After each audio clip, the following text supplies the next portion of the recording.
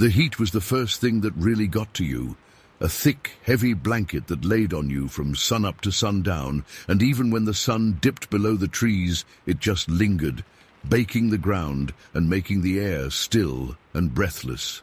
July in Cowichan country, 1905. You could choke on the humidity alone.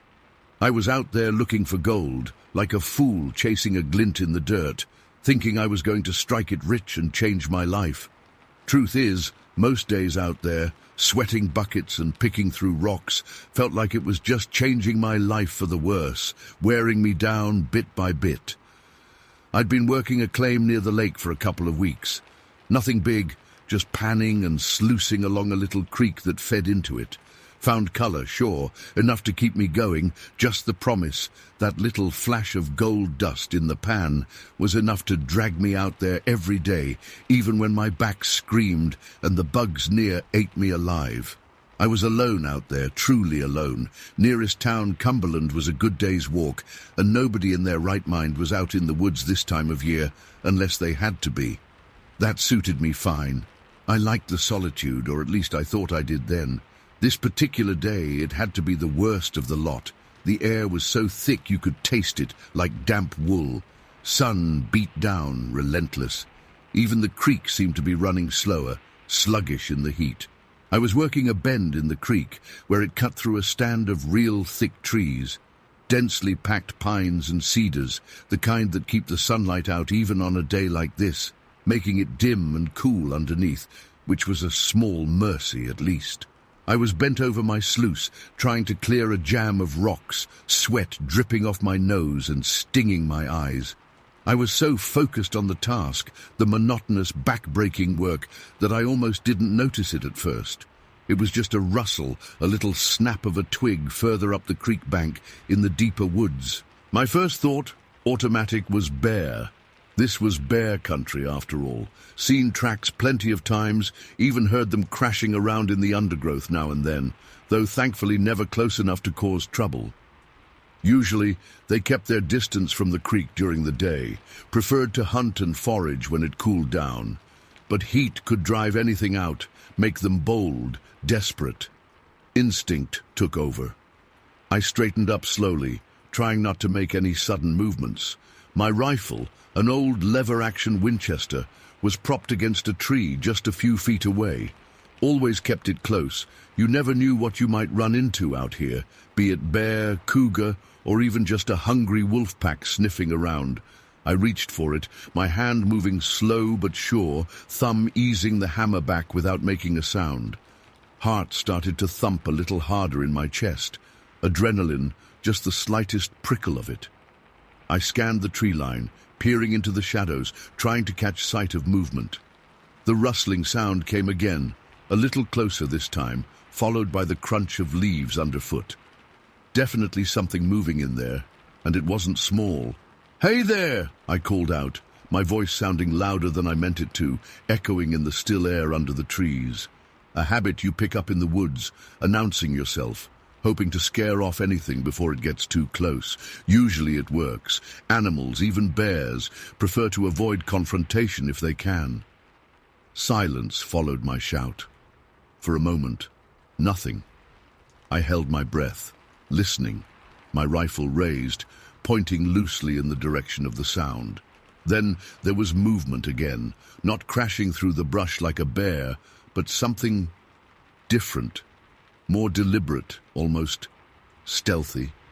That's the only way I can describe it now, thinking back, like something was trying to move quietly, but wasn't quite good at it. The foliage rustled again, and this time I saw it. Just a glimpse at first, a flicker of movement in the deep shadows under the cedars, something dark, bulky.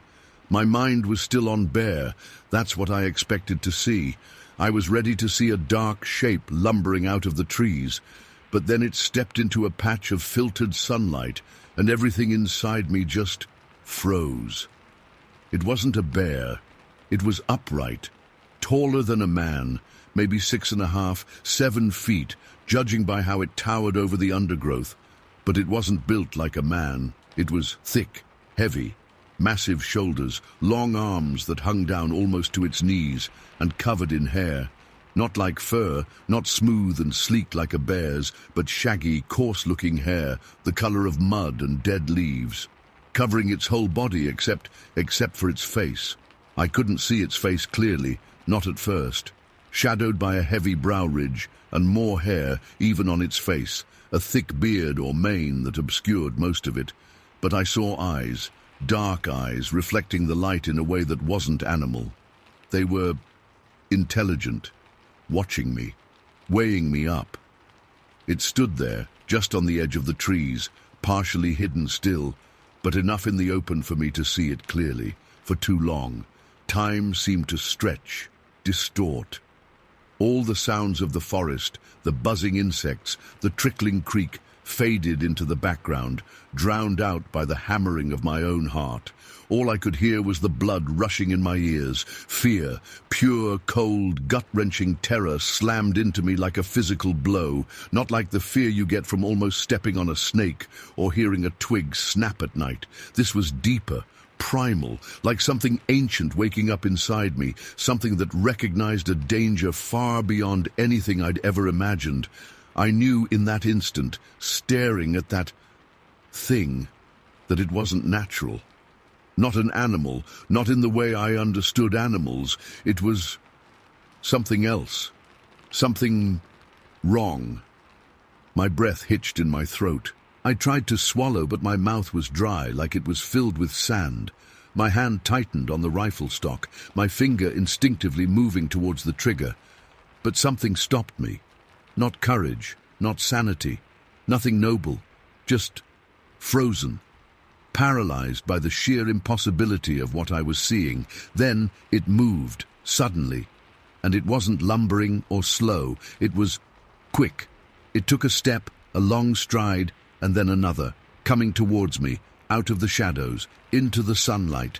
And that's when I saw its face properly. Not human, not exactly, but not animal either.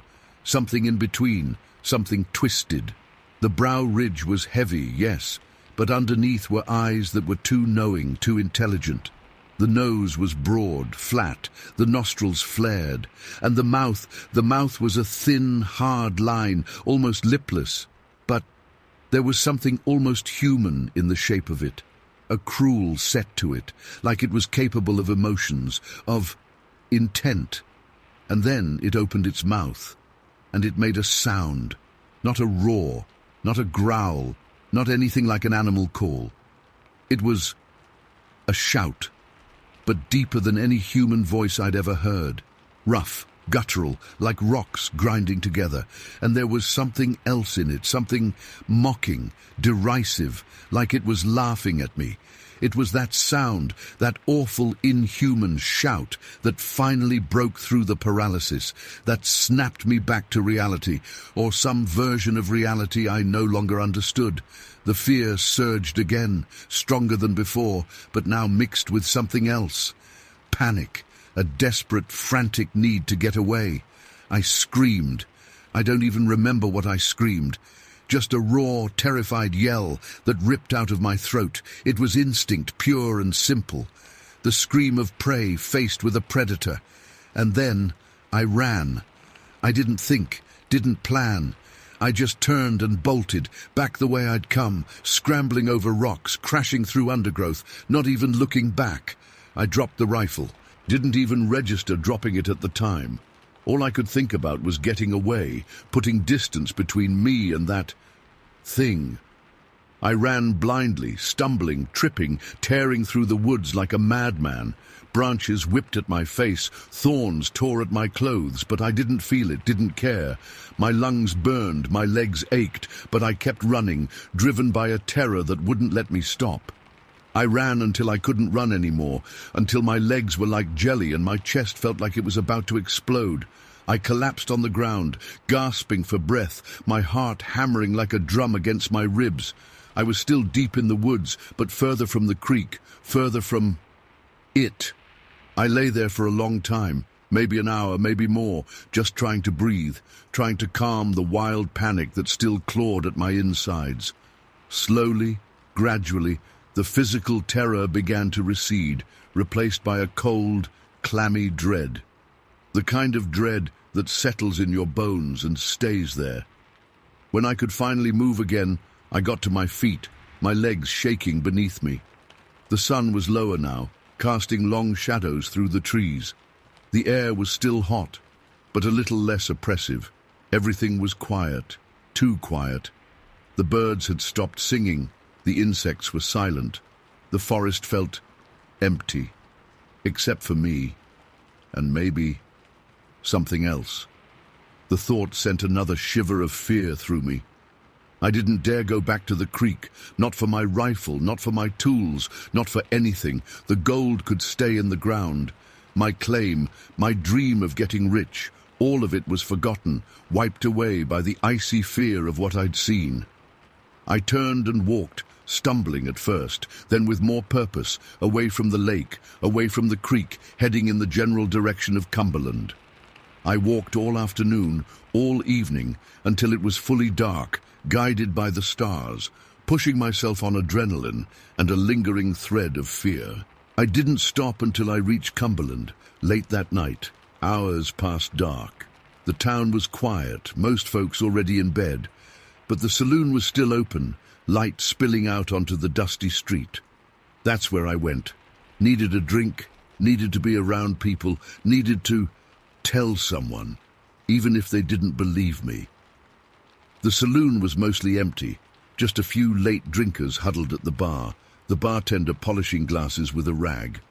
I walked in, dusty, sweaty, clothes ripped and torn, face scratched and bleeding in places. I must have looked a sight.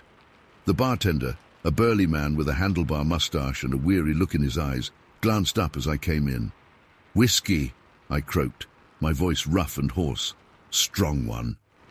He poured me a shot without a word, pushed it across the bar. I downed it in one gulp, the burning liquor barely registering as it went down, ordered another and another. The whiskey started to warm me from the inside out, dulling the edge of the fear, but not banishing it. Nothing could banish it. After the third whiskey, I started to talk. To the bartender mostly, since he was the only one paying any attention. I told him about the creek, about the heat, about working my claim, and then I told him about it. I described what I'd seen, the hairy creature, the size of it, the face, the eyes, the sound it made. I told him about the fear, about running, about leaving everything behind. I told it all, spilling it out in a rush of words, my voice still shaky, my hands trembling even after the whiskey. The bartender listened, leaning against the bar, wiping down the same spot over and over again with his rag. He didn't interrupt, didn't ask questions, just listened, his face expressionless. When I was finished, when I'd run out of words and just sat there, breathing hard, staring at the empty shot glass in front of me, he finally spoke. "Big bear, huh?" he said, his voice flat, without any inflection. "No," I said, shaking my head, my voice low. "Not a bear. I know bears. This was different. Something else. Something wrong." He just shrugged, poured me another shot, didn't say anything else. The other men at the bar had gone quiet, listening to my story or pretending not to. I could see them out of the corner of my eye, stealing glances at me, exchanging looks. Some of them were smirking, some just looked uncomfortable. Nobody believed me. Of course not. Why would they? It sounded like the ravings of a fevered prospector, driven mad by the heat and solitude. Another gold-crazed fool seeing things in the wilderness. That's what they thought. That's what they wanted to think. But I saw it. I know what I saw. And the fear in my gut, the cold sweat that still prickled my skin even now in the dimly lit saloon. That wasn't a fever dream. That was real. As real as the sweat and dirt caked on my skin, as real as the whiskey burning in my throat. I finished my drink, stood up, my legs still a little shaky, but steadier now. "Gonna get some rest," I mumbled to the bartender, throwing a coin on the counter. "Thanks for the whiskey." He nodded curtly without looking at me. I turned and walked out of the saloon into the cool night air. The stars were bright overhead, the town quiet and still. But the silence of the forest was different. That silence was heavy, pregnant with something unseen, unheard, until it moved. I never went back to Cowichan Lake, never went back to my claim, never picked up a gold pan again, sold my gear in Cumberland for whatever I could get, and took the first stage out of there, heading south, towards the coast, towards people, towards safety, or at least the illusion of it. Sometimes late at night, when everything is quiet, I still see it in my mind. That hairy figure stepping out of the trees, those dark, intelligent eyes, that inhuman shout. And the fear comes back, sharp and cold, reminding me that some things are better left undiscovered, hidden in the dark, silent places of the world. And some secrets, once seen, can never be unseen. I don't talk about it much. Most folks wouldn't believe it anyway. And honestly, part of me doesn't want to believe it myself. Sometimes I almost convince myself it was the heat, sunstroke, a trick of the light, something I imagined, almost. But then I remember the fear, and I know it was real, something real and other. Out there. Still out there, maybe. Waiting in the deep woods, where the shadows are thick and the silence is heavy. And I just don't know what it was. And that's the part that sticks with you, the part that chills you to the bone. Not knowing, not understanding, just the raw, unshakable feeling that you saw something you weren't supposed to see, something that was never meant to be seen by human eyes, and now you can't unsee it, ever. Story 2. It happened back in '05. The autumn was turning on its edge, just getting cold enough in the mornings to see your breath. I was living about 7 miles outside Cumberland then, running a small cattle farm. Just trying to make an honest living out of the land like my pa always taught me. Folks around Comox were talking, whispering more like it, about these things they were calling Mowglis or wild men. I didn't put much stock in it at first. Country folk always got stories, especially in the woods. Usually turns out to be a bear, or maybe just shadows playing tricks. You know how it is when the days get short and the nights long. But the whispers kept growing louder, more frequent. People you'd trust your word to started saying they'd seen something off. Conquaid from French Creek, a solid man, wrote to the government agent Bray. Asked him right out about shooting these Mowglis, if you came across one, the way the stories were spreading. Bray apparently wrote back saying there wasn't no law against it. That didn't calm nobody down, not really. It just made folks uneasy. Like whatever was out there, it was outside the law, outside understanding. One day I was checking on my herd. They were grazing down near the south pasture, closer to the beach. Secluded spot. Mostly sand and scrub pine, not too far from the woods, but open enough to keep an eye on them.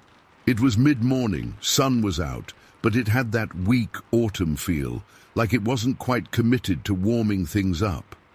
Air had that crisp bite that gets right into your lungs.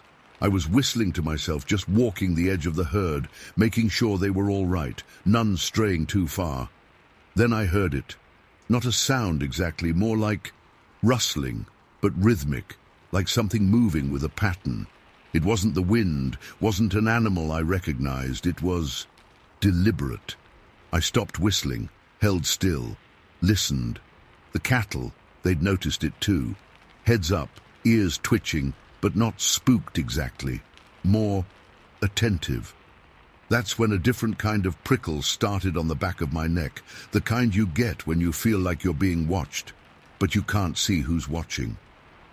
I started walking slowly towards the sound, keeping my eyes scanning the tree line where the pines thickened up. The rustling got louder, still rhythmic, almost musical, like chanting, but low, guttural, nothing like any human voice I ever heard. I crept closer, stepping carefully, placing my feet soft on the sandy ground, trying not to make any noise myself. The smell hit me first. A rank, musky smell like wet fur and something else, something wilder, acrid. It turned my stomach a little. Then I saw them. It wasn't what I expected, not like the stories exactly, but in a way it was worse, more real. There was a small clearing just past the trees, almost hidden, like a pocket in the woods, and in the middle of it, they were there. 4 of them. Maybe 5. I'm still not entirely sure if I saw them all clearly. It all happened so fast, and my mind was reeling. They weren't like men, not exactly. Taller, for sure. One of them was easily over 6 feet, maybe more. Built solid, like you'd build a stone wall. Covered in hair, thick, dark hair, matted and coarse, hanging down to their chests and legs. Their skin underneath looked dark. Tanned or naturally dark, I couldn't tell from that distance. Their faces, that's what sticks with me. Not animal faces, not entirely. They were human-shaped, but coarser. Broader features, heavy brow ridges, noses flat and wide. Their eyes, I remember their eyes. Dark, deep-set, and intense. Like they burned right through you even from afar. There was something ancient in them, something that looked like it had seen things I couldn't even imagine. Not stupid eyes, not animal eyes, something else entirely. They were moving in a circle, slow, deliberate steps, each of them holding something. Sticks mostly, some longer than others, carved roughly at the ends. They were hitting these sticks against the ground, keeping that rhythmic beat I'd heard. Chanting too, low and throaty. Not words, just sounds. Vowels and consonants mashed together, like a language that was older than words, like the land itself speaking. In the center of the circle there was something else. I couldn't make it out clearly at first, just a darker shape on the ground. Then I realized it was a fire. Not a big bonfire, but a small, controlled fire, burning low and smoky. And above the fire, something was hanging. My stomach lurched. It was meat. Raw meat, turning slowly, suspended from branches stuck in the ground. Smelled gamey, strong. They were dancing, a slow, ritualistic dance, like they were worshipping the fire or the meat or something else, something I couldn't understand. It was like stepping into a world that wasn't meant for human eyes, like glimpsing something old and primal that should have stayed hidden. I was rooted to the spot just behind the trees, watching them. Fear was creeping in now, cold and clammy. This wasn't a story, wasn't shadows. This was real. These beings, they were real, and they were other, completely other. I wanted to run. Every instinct in me was screaming to turn and run, to get back to my farm, to pretend I hadn't seen anything. But something held me there. Curiosity, fear mixed with fascination. I don't know, I just watched. They kept circling, chanting, beating the sticks on the ground. The fire smoked, the meat turned, the smell hung heavy in the air. Time seemed to stretch and distort. It could have been minutes, it could have been hours. I lost track. The only reality was that circle, those figures, that fire. Then it happened. One of them stopped moving. The tallest one. He tilted his head, slowly, deliberately, like he was sniffing the air. His head turned towards me, towards the trees where I was hidden. My heart hammered in my chest, loud enough to deafen me. I froze, held my breath, praying I was invisible, praying they hadn't seen me. He took a step, then another, moving slowly, deliberately, straight towards the edge of the clearing, towards the trees, towards me. His eyes, they were fixed on the spot where I was hiding, like he knew exactly where I was, like he could smell me, see me through the trees. The other figures stopped moving too, stopped chanting. Everything went silent except for the crackle of the fire and the pounding of my own blood in my ears. They were all watching, all focused on the trees, on me. Fear seized me, pure and paralyzing. This wasn't curiosity anymore. This was terror. The kind of terror that chills you to the bone, that makes your muscles lock up and your breath catch in your throat. I knew in that instant that if they came for me, I was done. I was out in the open. They were bigger, stronger, faster. I had no weapon, nothing to defend myself. I was at their mercy, and I had no idea what their mercy would look like. The tall one was closer now, just a few feet from the tree line. I could see his face more clearly now, the coarse hair around it, the dark skin, the heavy brows. Those eyes, they were like black pits pulling me in, something ancient and unknowable staring right at me. Then, with a speed that defied belief, they moved, not towards me, away. In one instant they were there, still and menacing. In the next, they were gone, vanished, like they'd never been there at all. One moment I was staring at them, expecting them to come crashing through the trees and drag me out of my hiding place. The next moment the clearing was empty, just the fire still burning low and smoky, the spit with the meat hanging motionless, and silence, thick, heavy silence, pressing down on everything. I stood there, frozen, for what felt like forever, staring at the empty clearing, at the still burning fire, trying to make sense of what had just happened, trying to convince myself it wasn't a dream, wasn't a trick of the light, wasn't some fevered imagining. But it was real. I knew it in my bones. I'd seen them. I'd been watched by them. And then they were just gone. Slowly, cautiously, like a scared animal, I backed away from the trees, still staring at the clearing, half expecting them to reappear, to jump out and I don't know what. I kept backing away until I was out of the tree line, out in the open pasture again. The cattle were still there grazing, seemingly unconcerned, like nothing had happened. But I knew something had happened, something profound, something terrifying, something I couldn't explain. I didn't run. I forced myself to walk, slowly, steadily, back towards the farmhouse. My legs felt weak, shaky. My hands were clammy, trembling. My heart was still hammering in my chest, a frantic drumbeat against my ribs. I kept looking back over my shoulder, expecting to see them, expecting them to come crashing through the trees, chasing me. But there was nothing, just the trees, the pasture, the quiet autumn landscape. I didn't tell anyone at first, didn't know how, didn't know who would believe me, figured they'd think I'd gone mad seeing things, letting the stories get to me. But the image of those beings, it wouldn't leave me. Those dark eyes, that primal ritual, that sudden, impossible disappearance. It was burned into my mind. It played over and over in my dreams. Finally, after a few days of sleepless nights, of jumpiness and looking over my shoulder at every shadow, I told my wife, Martha. She listened, quiet and still, her brow furrowed. When I finished, she didn't laugh, didn't dismiss it as fancy. She just looked at me, her eyes worried. "James," she said, her voice soft, maybe you just saw some folks, tramps maybe, down on their luck, living wild." I shook my head. "Martha, these weren't tramps. These weren't men, not like us. They were different, wild, something else." She didn't argue. She could see it in my face, the fear, the conviction.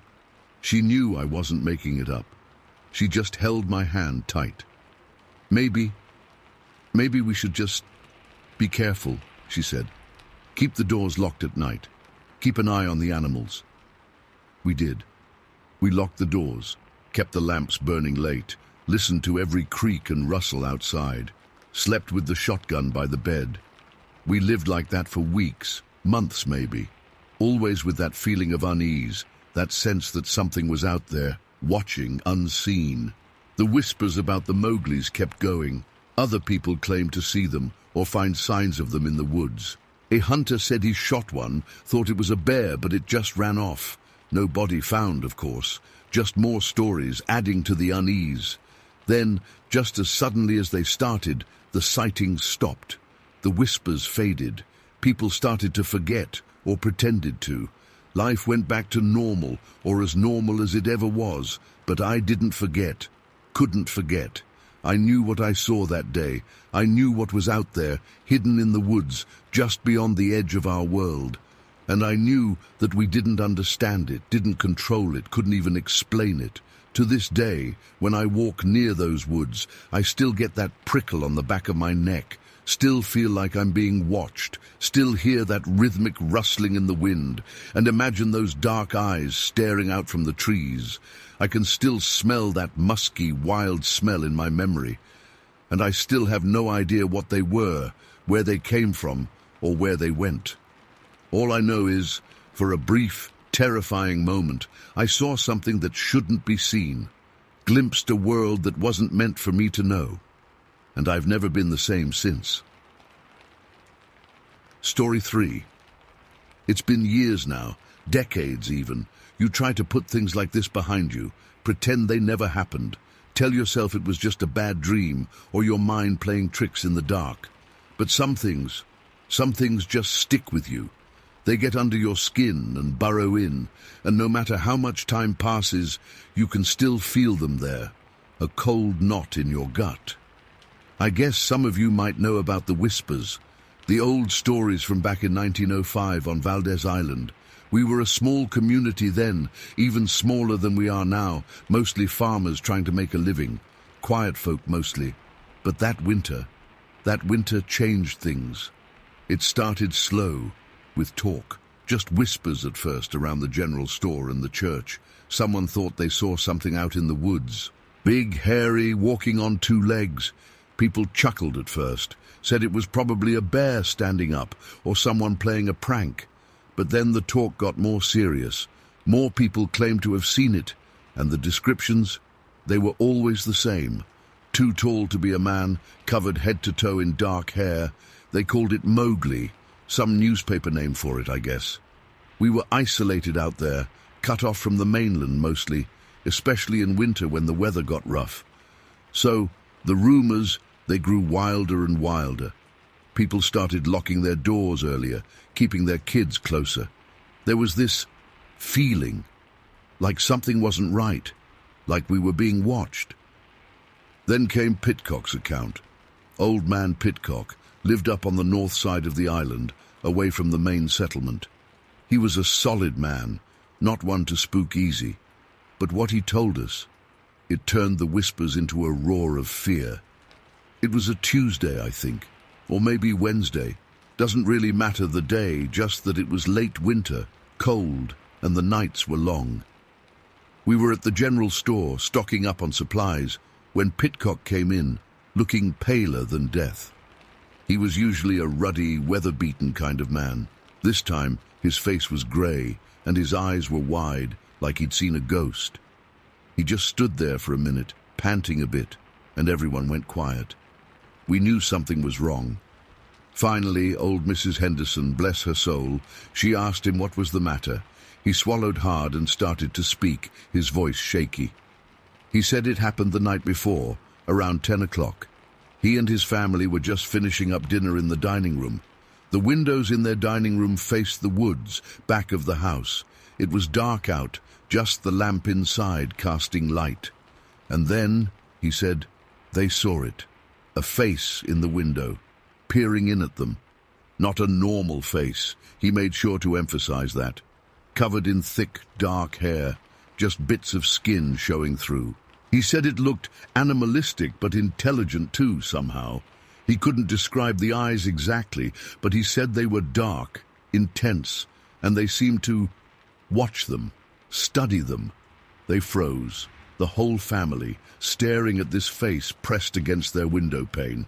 He said it was huge, bigger than any man's face he'd ever seen, and hairy. So much hair.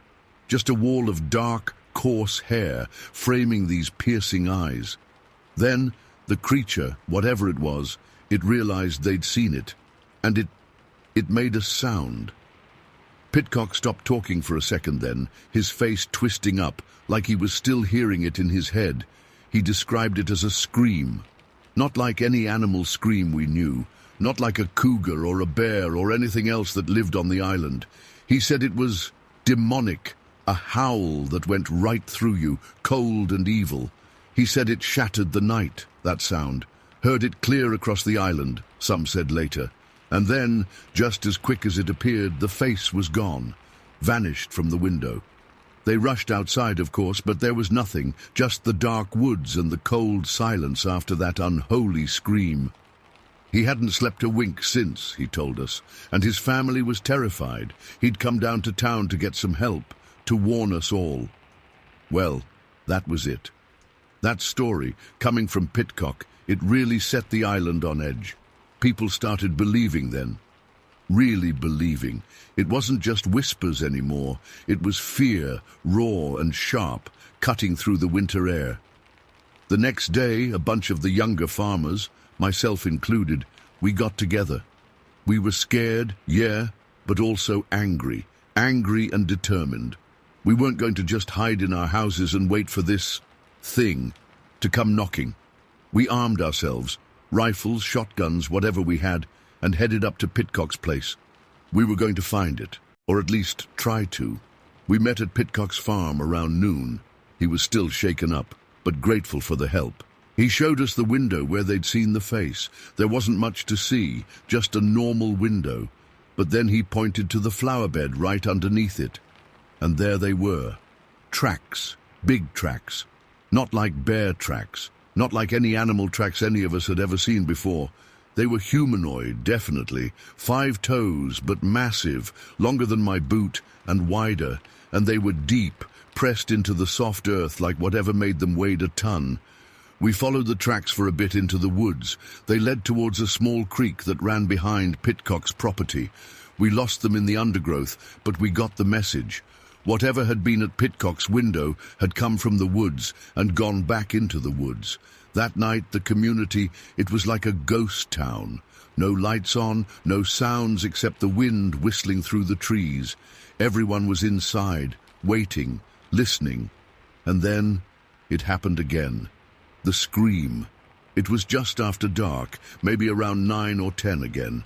That same unholy scream, ripping through the quiet. It came from the direction of Pitcock's place again. He lived too far off for us to hear it as clear as he must have. But we heard it. Everyone did. That same chilling sound that made your blood run cold. The fear ratcheted up another notch after that second scream. People started talking about leaving the island, packing up and moving to the mainland. Some even talked about it being the end times. It sounds silly now, I know. But back then, with the isolation and the fear, it felt real. The next day, we decided we couldn't just sit and wait. 12 of us young men, we volunteered to keep watch that night. We were going to patrol the woods near Pitcock's Creek, see if we could find anything. We were scared, every single one of us. But we were also determined to protect our homes, our families. We met up again at dusk, armed and ready, or as ready as we could be with the fear eating at us. We walked up to Pitcock's property, the woods dark and silent around us. It was a clear night, thankfully. The moon was almost full, casting long shadows. Still, every rustle of leaves, every snap of a twig, made us jump. We positioned ourselves near a haystack overlooking the creek, just like Pitcock suggested.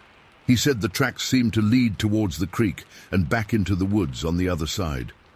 We split up into smaller groups, trying to cover as much ground as we could without being too far apart. The first few hours were agonizing, just standing there in the cold, listening to the silence of the woods, knowing that something unnatural was out there, somewhere in the dark. Time seemed to drag on forever. We talked in hushed whispers, trying to keep our spirits up, but the fear was a heavy blanket over us all.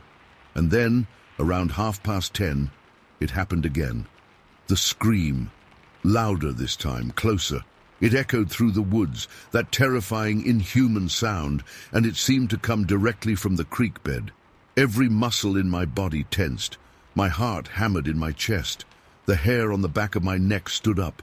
We all froze, listening, rifles raised, pointing towards the sound. After a moment of stunned silence, someone, I think it was young Thomas, whispered, "It's down there." We waited for a while, maybe an hour, just standing there, straining our ears, expecting something to come bursting out of the trees at any moment. But nothing happened. Just the silence again, heavier now, charged with a terrifying anticipation. Finally, old Mr. Johnson, he was the oldest of our group, and probably the bravest too, he said, "All right, lads, enough waiting. Someone's got to go see." There was a murmur of agreement, no one really wanting to go, but knowing we had to.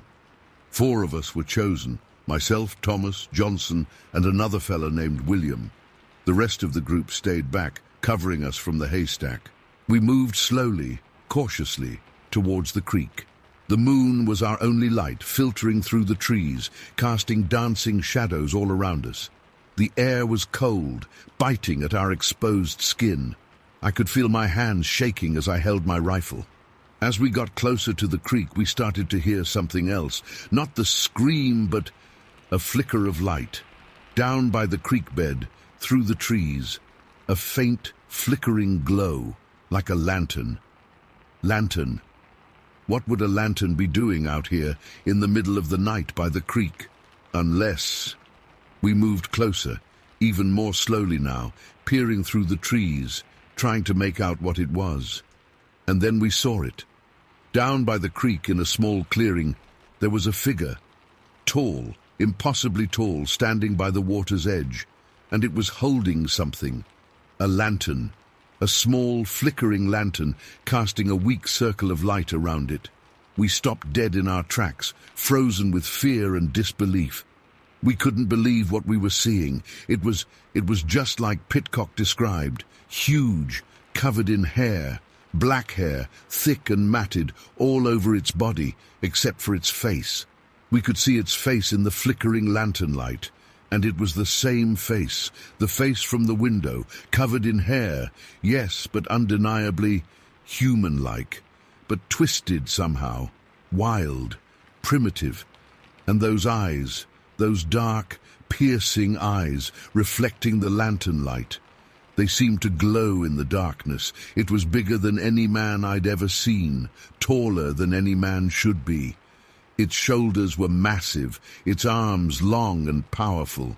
It was naked, except for some rags tied around its waist, like a belt.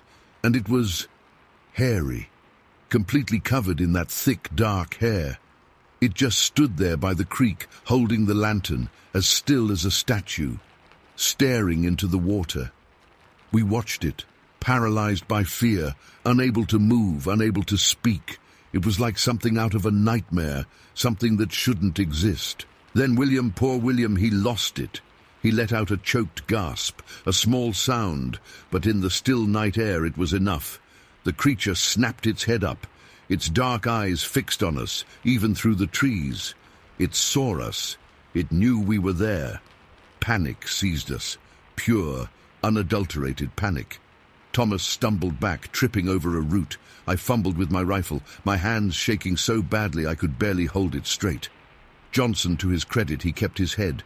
He raised his rifle, aiming at the creature. He was about to shoot.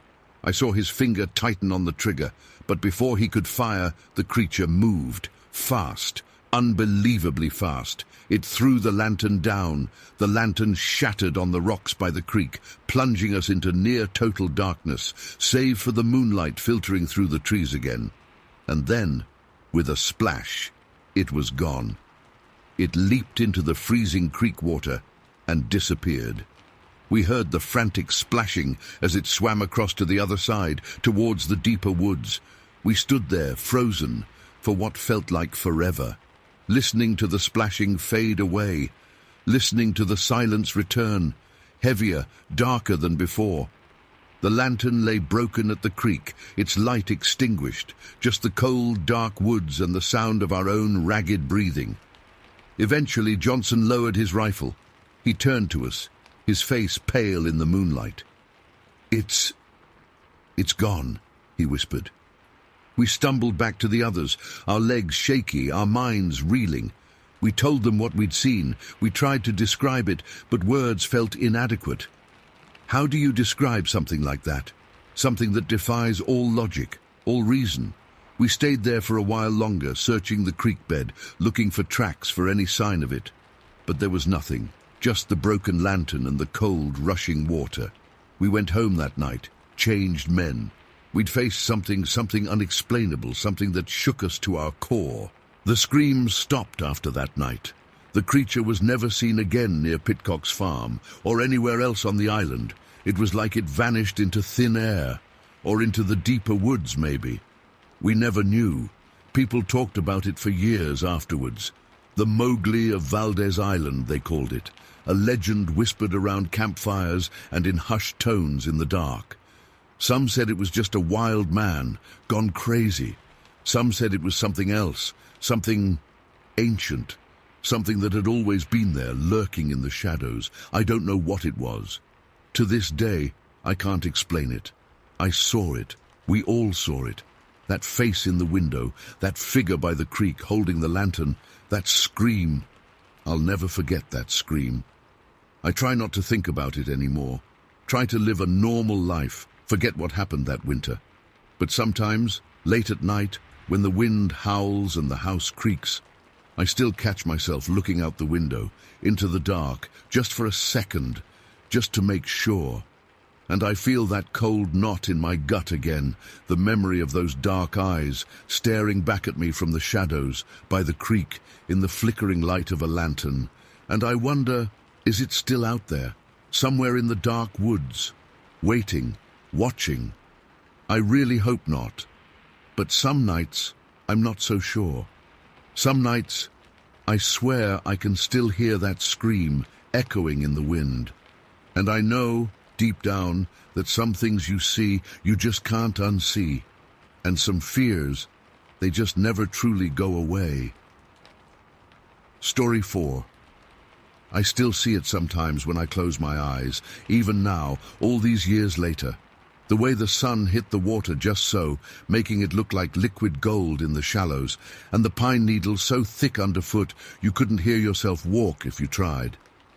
Me and Jed, we were up near Horn Lake that summer. 1906 it was. Proper wilderness out there even then. El Burney was the closest thing to civilization, a good day's trek if you were pushing hard, and Horn Lake, well, Horn Lake felt like the edge of the world. We weren't looking for easy pickings, mind you. We were gold prospectors, but the honest kind, meaning we worked hard for every speck we found.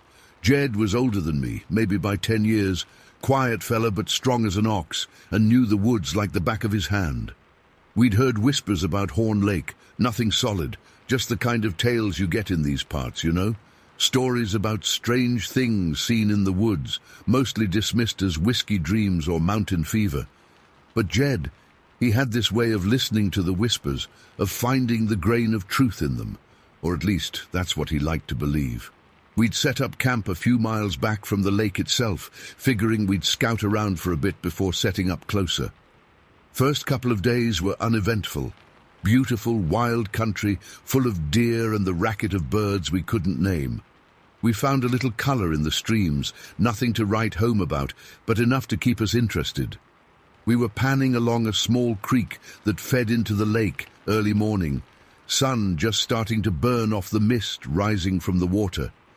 The air was crisp and clean, smelling of pine and damp earth.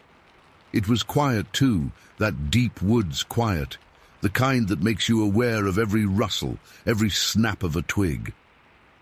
Jed was down by the water, hunched over his pan, murmuring to himself, probably about how much he hated the black sand. I was working a bit further upstream, digging into the bank, trying to get to a deeper layer of gravel. I was knee-deep in the icy water, my fingers numb even through my gloves, when I heard it. Not a sound exactly, more like a disturbance in the silence, a kind of rustle, but heavy, like something big moving through the undergrowth. I straightened up, my heart giving a thump against my ribs, listening. Everything went still again, just the trickle of the creek and the distant call of a hawk. I figured it was a deer, or maybe a bear. They were around these parts. But then I heard it again, Closer this time. A definite crashing sound, like branches being snapped. Too heavy for a deer, I thought. Too clumsy for a bear, unless it was being careless. I called out to Jed, "Hey, you hear that?" He didn't answer right away, too focused on his pan, probably. "Jed," I called again, louder this time. He looked up, shading his eyes with his hand. "Hear what?" he said, his voice a low grumble. "Something in the woods there," I said, pointing towards the thick trees. "Sounds big." Jed squinted in that direction, listening for a moment. "Probably just a bear," he said, shrugging, and went back to his panning. But it didn't sound like a bear to me. Bears are noisy, sure, but this was different. There was something urgent about it. And it was getting closer, faster now. The crashing was louder, less like something moving carelessly, more like something running. And not running like an animal running from a predator, but like something running towards something or someone. Then I saw it. Just a flash of movement through the trees at first, something pale against the dark green.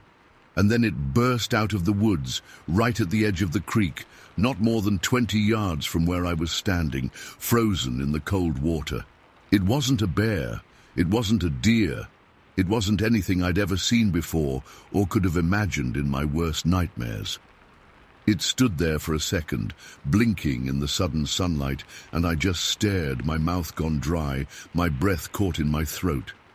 "Jed," I whispered, but he was still bent over his pan, oblivious. "Jed," I yelled this time, my voice cracking. He looked up then, finally, and his eyes went wide, wider than I'd ever seen them. He straightened up slow, like he couldn't quite believe what he was seeing either. It looked human in a way. Tall, taller than me, maybe 6 feet or more, but hunched over slightly. But it was covered in hair, not like a hairy man, not like a beard or chest hair, but hair all over, thick, matted, dark brown, like a bear's pelt, but on a man-shaped body. And its face, God, its face. It was human-shaped too, the nose, the mouth, the eyes, but twisted somehow, pushed in, flattened. The eyes were the worst, too bright, too intense, like an animal caught in a trap, wild and desperate. But the thing that struck me, the thing that was so utterly wrong, was the smile. It was grinning, wide and unsettling, showing teeth that were too big, too sharp.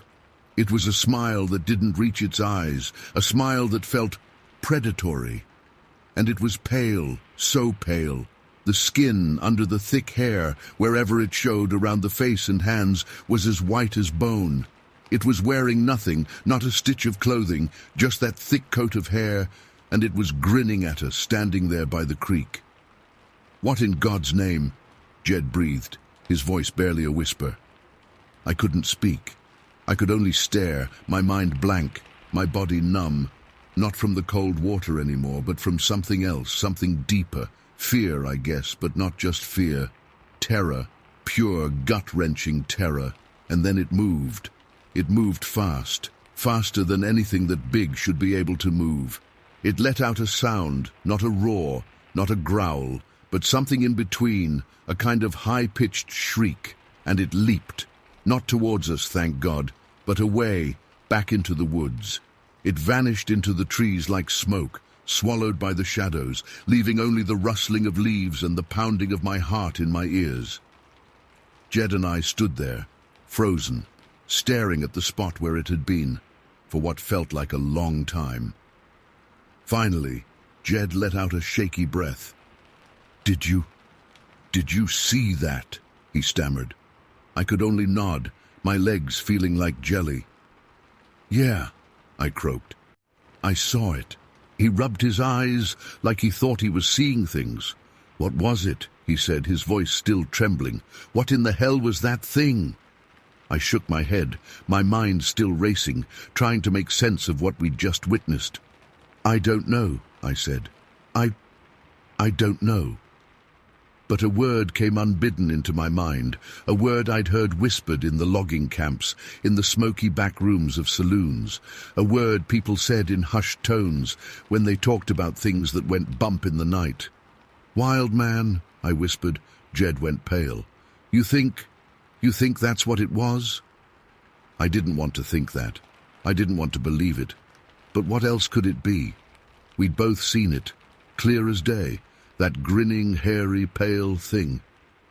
We need to get out of here, Jed said, his voice firm now, the fear replaced by a sudden urgency. Now, pack up, we're leaving. I didn't argue. I didn't even hesitate. I scrambled out of the creek, my legs stiff and clumsy, and we started packing up camp. We moved fast, driven by a primal fear that I'd never felt before. We didn't speak, not really. We just moved, tearing down the tent, throwing things into our packs, working in a frantic silence. We were almost done, just rolling up the tent canvas, when Jed stopped and pointed. "Look," he said, his voice tight. I followed his gaze. There, just a little way into the woods, where the creature had disappeared, was something else. A structure, rudimentary but definitely built. Branches lashed together to form a kind of rough shelter, a lean-to, like a child might build, but bigger, more solid. A wiki, like the Indians used, but cruder. Curiosity, or maybe something darker, drew us towards it. We approached cautiously, our senses on high alert, expecting to see it again, to see those bright, wild eyes staring out of the shadows. But there was nothing, just the quiet woods, the rustling leaves, the sunlight filtering through the trees.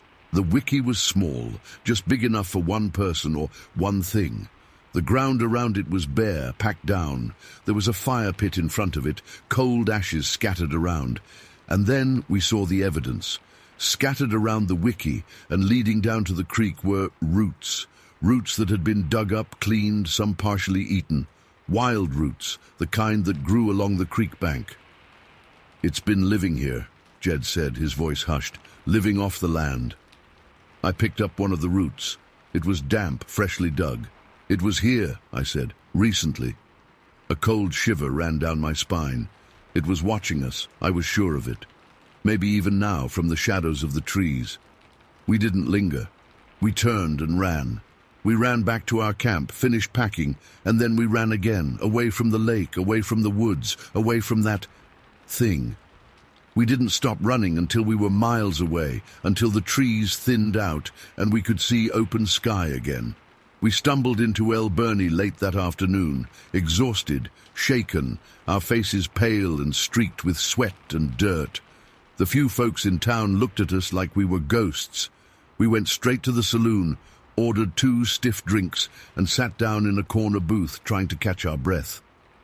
Old Man Hemlock, the owner, a grizzled old prospector himself, saw the look on our faces and came over, his eyes narrowed with concern. "You boys seen something out there?" he asked, his voice low. Jed looked at me, and I knew we were both thinking the same thing. Could we tell him? Would he believe us? Would anyone? But Jed just nodded slowly. "We saw something," he said, his voice hoarse, "up by Horn Lake. Something strange." We told him the story, haltingly at first, then with a rush of words, describing the creature, the wiki, the roots. Old Man Hemlock listened without interrupting, his face grim. When we were finished, he just nodded again, slowly. "Horn Lake," he said, his voice heavy. "Yeah, I heard stories about that place, whispers mostly. Folks see things out there sometimes, things they can't explain." He didn't laugh. He didn't dismiss us. He looked at us with a strange kind of knowing in his eyes, like he understood, or at least like he'd heard things that made our story seem possible. "You boys are lucky to be alive," he said finally. "Whatever you saw, it weren't human." We stayed in El Burney for a couple of days, trying to recover, trying to make sense of what had happened. We told the story again to a few others in town, mostly prospectors and loggers, men who knew the woods, men who were used to roughing it, men who wouldn't scoff at a whisper of something strange out in the wilderness. Some listened politely, skepticism in their eyes. Others listened closer, their faces growing thoughtful, a flicker of fear in their gaze. No one openly disbelieved us. No one openly said we were crazy. We never went back to Horn Lake. We sold our gear, took what little gold we'd found, and left El Birney. We went our separate ways after that.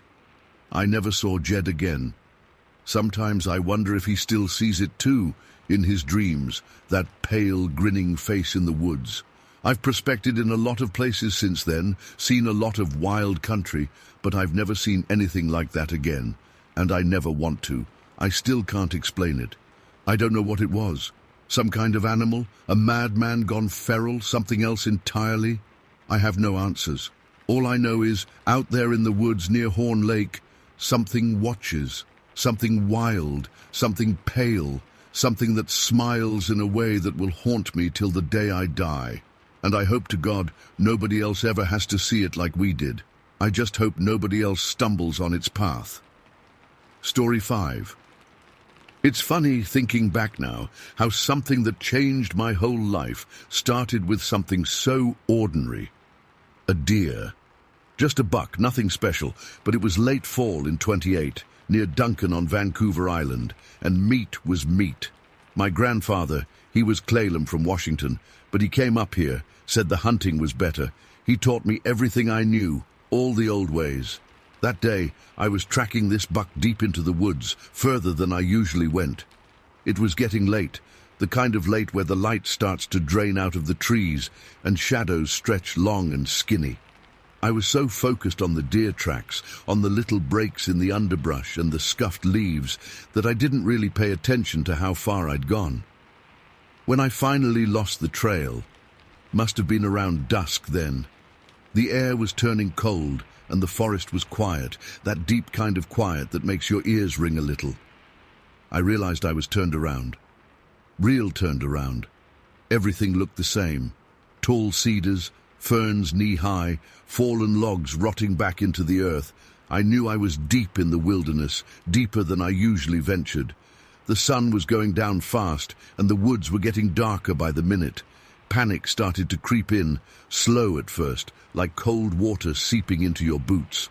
I tried to backtrack to find some landmark, something familiar, but everything just blurred together. The trees looked like teeth in the fading light, and every rustle in the leaves made me jump.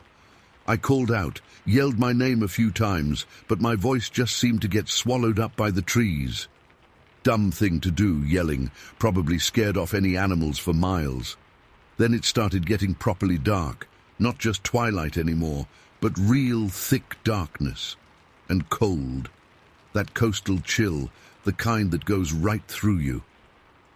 I was starting to shiver, not just from the cold, but from something else, something crawling under my skin. Fear, I guess. It wasn't the usual fear of being lost, it was something heavier, like the forest itself was watching me, waiting. I decided to make camp. I was tired, my legs were aching, and stumbling around in the dark was just going to get me more lost or break my ankle.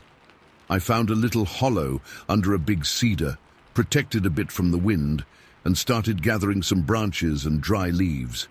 My hands were clumsy in the cold. It took longer than it should to get a small fire going. The flames jumped and flickered, casting these weird, dancing shadows all around, making the trees look even more twisted and menacing. The smell of pine smoke was a little comfort, but it couldn't chase away that feeling of being watched. Sitting there by that tiny fire, wrapped in my thin jacket, I started hearing things. Little noises mostly. Snaps and cracks in the woods, the wind whispering through the branches, owls hooting far away. Normal forest sounds, but they all sounded different in the dark, somehow sharper, louder. And then there were the sounds I couldn't explain. Rustles too big for squirrels, snaps too heavy for twigs. It felt like something was moving out there, in the dark, circling just beyond the firelight. I huddled closer to the flames, trying to make myself small, my heart hammering in my chest. I was tired and scared and hungry, and wishing more than anything I was back in my grandfather's cabin with a hot meal and a pipe. It was then that I heard it. Not a noise exactly, but more like a movement. A heavy sound of something large moving through the underbrush, closer than the other noises, much closer. My fire crackled and popped, throwing sparks up into the dark, and then, through the flames and the shadows, I saw it. At first, I thought it was a bear, big and dark, blocking out the trees behind it. It was low to the ground, lumbering, heavy. My blood went cold. Bears were dangerous, especially if they were hungry this late in the year. I scrambled back, grabbing a thick branch from the fire pit to use as a weapon, even though I knew it wouldn't do much against a bear. But as it got closer to the firelight, as it stepped out of the deep shadows, I saw it wasn't a bear. Not exactly. It was still big, still dark, but it was walking upright, slowly, deliberately, coming right towards my fire. My breath hitched in my throat.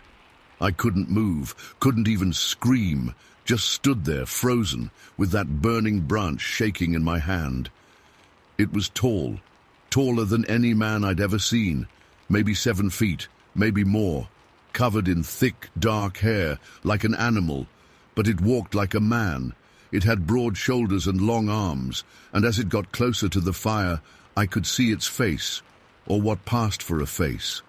Flat nose, deep-set eyes that seemed to shine in the firelight, and a heavy brow. Not like a bear, not like any animal I knew. Fear, real terror just flooded me. It wasn't like being afraid of a bear, a natural fear. This was something different, something wrong. It stopped just outside the firelight, its shadow stretching long and grotesque in the flickering light. It just stood there for a moment looking at me. Then it spoke. Not a growl, not a roar, but words. Faint at first, like a whisper in my own language. Clallam, my grandfather's tongue. Lost? It said. I couldn't answer. My tongue felt like lead. I just stared, branch still shaking in my hand, firelight dancing in my eyes, heart pounding so hard I thought it would burst. It stepped a little closer into the edge of the firelight now, and I could see it clearer. The hair was coarse and matted, smelled musky, like wet earth and something else, something wild. Its eyes were dark, too dark, and they held no warmth, no kindness, just something old, something knowing. We can help, it said, voice a little louder now, still in my language, but different, deeper, rougher, like rocks grinding together. Join us. Join them? Join what? My mind was spinning. Was this some kind of fever dream? Was I going mad? But it was real. It was there, standing right in front of me, this huge, hairy thing, speaking my language, inviting me somewhere. Where? I finally managed to croak out, voice raspy and thin. It gestured with one long, hairy arm towards the ground, towards the dark earth beneath the trees. Below, with the others. Join the tribe. Tribe? What tribe? Was this some kind of crazy person, some hermit living in the woods? But no, that size, that otherness. It was beyond anything I could understand. Come, it said again, voice firmer now, almost an order. No need to be afraid. But I was terrified. Terrified beyond anything I'd ever felt. I wanted to run, to scream, but my legs were like jelly, my voice stuck in my throat. And there was something in its eyes, something compelling, like it knew I had no choice.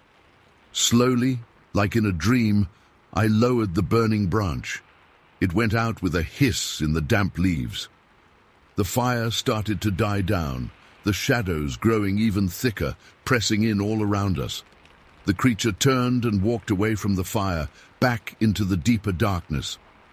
And I don't know why, maybe it was the fear, maybe it was just something in its voice, but I followed. I followed it into the dark, away from the dying fire, deeper into the woods. It moved quickly, silently, and I struggled to keep up, stumbling over roots and rocks in the dark. It led me to a place hidden in a tangle of thick bushes and ferns, a place I never would have found on my own. There, hidden in the undergrowth, was a hole. Not a big hole, just a dark opening in the ground, like a badger hole, but bigger, wider, black as pitch, going down into the earth. My stomach lurched. This was it. This was where it was taking me. Down into the ground. The creature turned, looked back at me, its dark eyes glinting in the last embers of the firelight that still barely reached through the trees. "Come," it repeated. "It is warm below. Safe." Safe? From what? Or was safe just different down there? I didn't understand, but I was too afraid to argue, too numb to resist. It went down into the hole, sliding down easily into the dark, and after a moment, after a shuddering breath, I followed. It was like stepping into a different world. The air in the hole was damp and cold, smelled of earth and wet stone. It sloped down at first, then straightened out into a tunnel, barely wide enough for me to squeeze through. The creature moved easily in front of me, its bulk somehow fitting in the narrow space. I had to crawl on my hands and knees, scraping my hands on the rough walls, the smell of damp earth filling my nostrils. Darkness pressed in all around me, complete, absolute darkness, except for the faint sound of the creature moving ahead. The tunnel went on and on, downwards, deeper into the earth. It was cold and damp, and the silence was heavy, broken only by the sound of my own breathing and the soft scraping of my clothes against the rock walls. I lost all sense of time, all sense of direction. I just crawled deeper and deeper into the earth, following the creature, fear a cold weight in my gut. Then, after what felt like hours, the tunnel opened up. Suddenly, I wasn't crawling anymore, but standing in a huge cavern. It was vast, larger than any room I'd ever seen, the ceiling lost in darkness high above. The air was different here, warmer, strangely still. And there was light. Not firelight, not sunlight, but a faint, pale light that seemed to come from everywhere and nowhere at once, bathing the cavern in a soft, eerie glow. And in that light, I saw them. They were everywhere, hundreds of them, maybe more, lying on the ground on rough beds of leaves and moss in the dim light, all of them like the creature who had brought me here. Tall, hairy, man-like but not men, filling the cavern from one end to the other. Some were moving, stirring in their sleep, others were completely still. The air was thick with the musky smell of them, heavy and oppressive. The creature who had led me here turned and looked at me, its dark eyes glinting again in the pale light. "The tribe," it said, gesturing around the cavern. "Our winter sleep." Winter sleep. It was late fall, almost winter. They were hibernating, like bears, but they weren't bears. They were something else, something older, something hidden. Fear coiled tighter in my stomach. This was their world, this dark, underground place, and they were sleeping, waiting for winter to pass. Then it spoke again, and its words sent a fresh wave of cold horror through me. "In the warm months," it said, voice low and matter-of-fact, "we hunt. We take those who stray too far, women, children." My blood ran cold. Coastal villages, stories my grandfather told, whispers of people disappearing, whole families gone. The Puntledge tribe vanished years ago, swallowed up by the wilderness. And the stories about the monkey men up in the Forbidden Plateau, the things Silas King had seen. It all clicked into place, suddenly, sickeningly clear. These weren't just creatures in the woods. They were a tribe, a hidden tribe, living beneath the earth, waking in the spring to hunt, to take people. I wanted to scream, to run, to get back to the surface, to the world of sun and sky. But I was trapped, deep underground, surrounded by hundreds of these things, their heavy, musky smell filling my lungs, their dark eyes watching me. The one who had brought me here stood beside me, its hand, thick and hairy, resting lightly on my shoulder. "You will stay with us," it said. "You are one of us now." I don't remember much after that. It's all hazy, like a nightmare you can't quite shake. I remember the cold dampness of the cavern, the heavy stillness, the sight of those creatures lying all around me. I remember the smell, the fear, the feeling of being utterly, completely lost. I don't know how long I was down there. Days, weeks, time seemed to blur together in that underground world.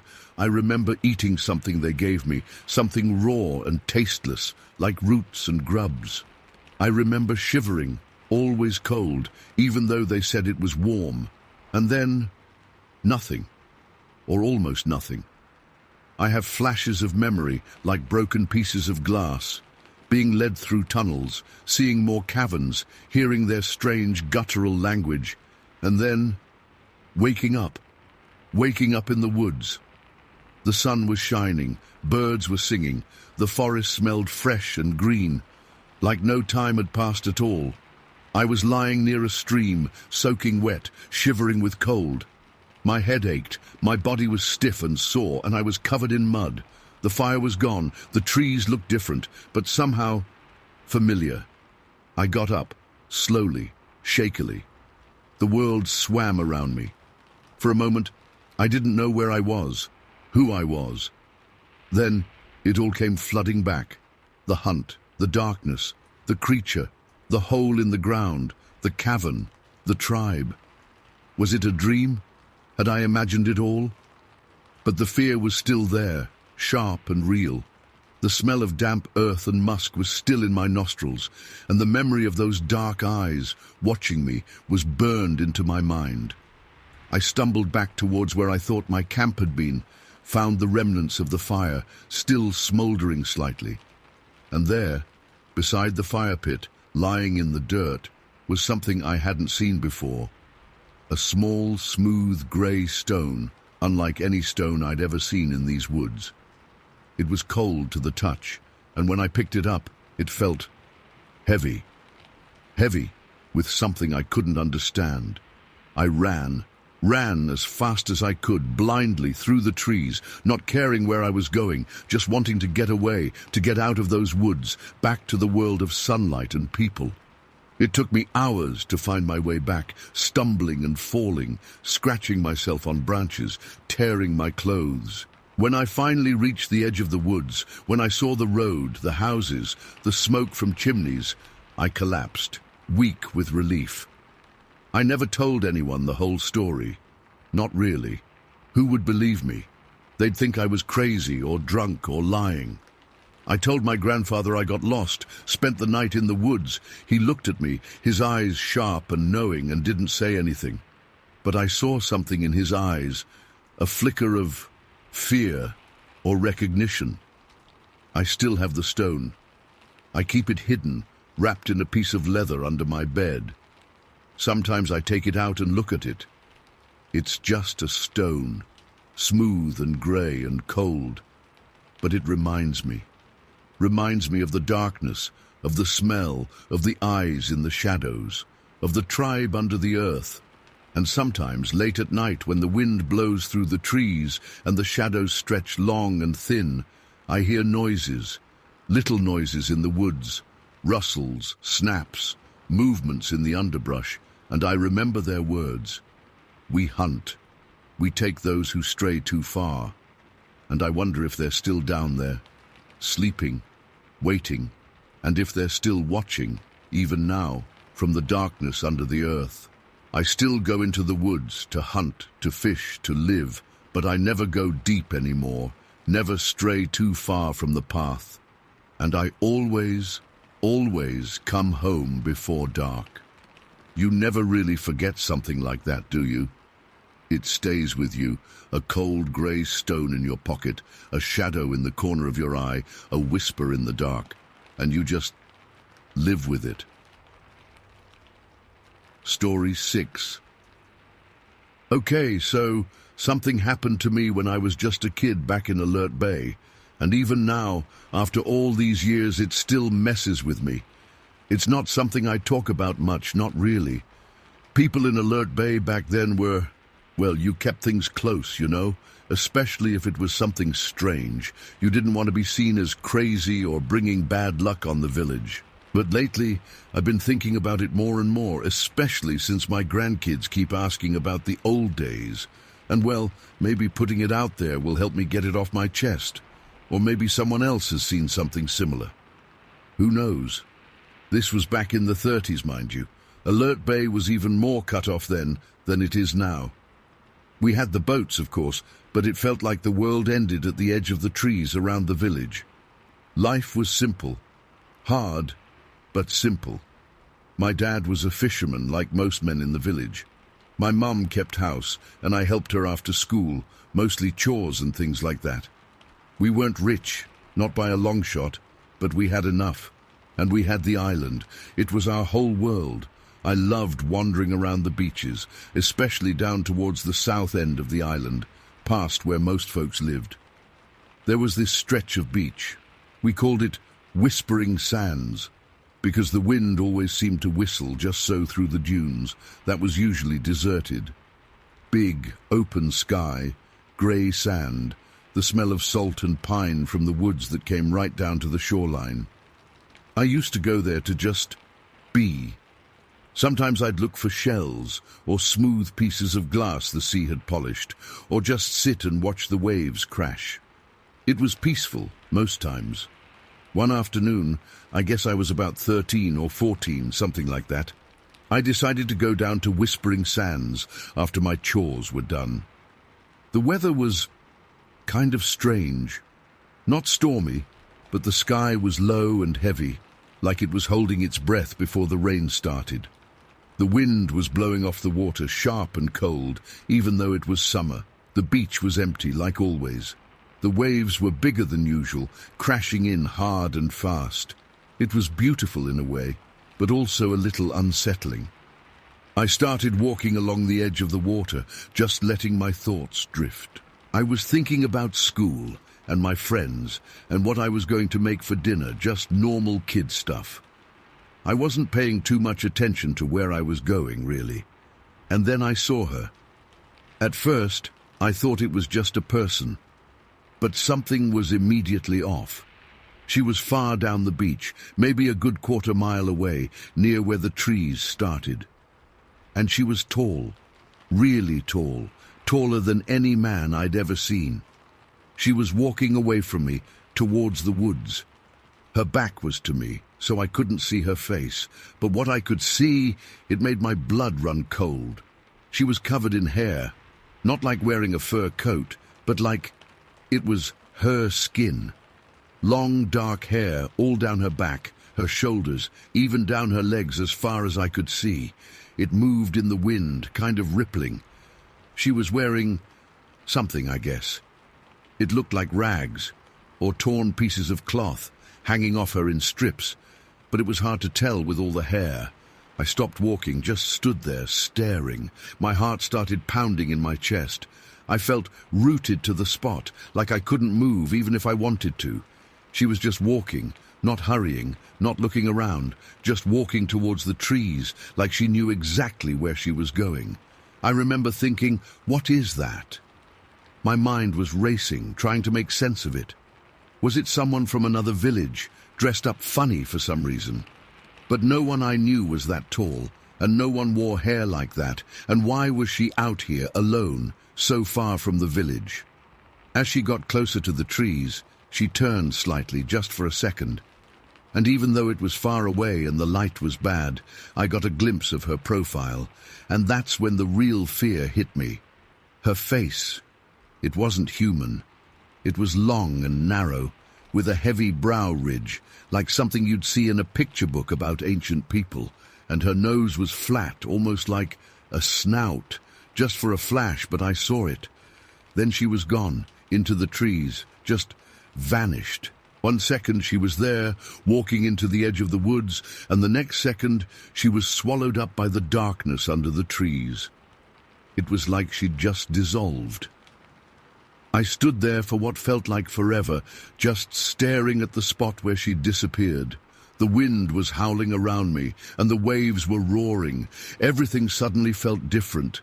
The beach, which had always been a place of peace, now felt threatening, cold. I finally found my feet again and turned and ran. I ran all the way back to the village, not stopping until I was panting and doubled over in front of our house. My mom came out, looking worried. "Ellen, what's wrong? You're white as a sheet." I couldn't catch my breath to tell her right away. I just shook my head and gulped in air. Finally, when I could talk, I blurted it all out, stumbling over the words, trying to describe what I'd seen on the beach. A woman, tall, all hair, face, strange, into the woods. My mom frowned, looking at me like I'd lost my mind. "Ellen, slow down. What woman? What are you talking about?" I tried to explain it again, more clearly this time, describing the figure, the hair, the face, the way she walked. My mom listened, but she was still looking skeptical. In Alert Bay in those days, you didn't just come running home screaming about monsters.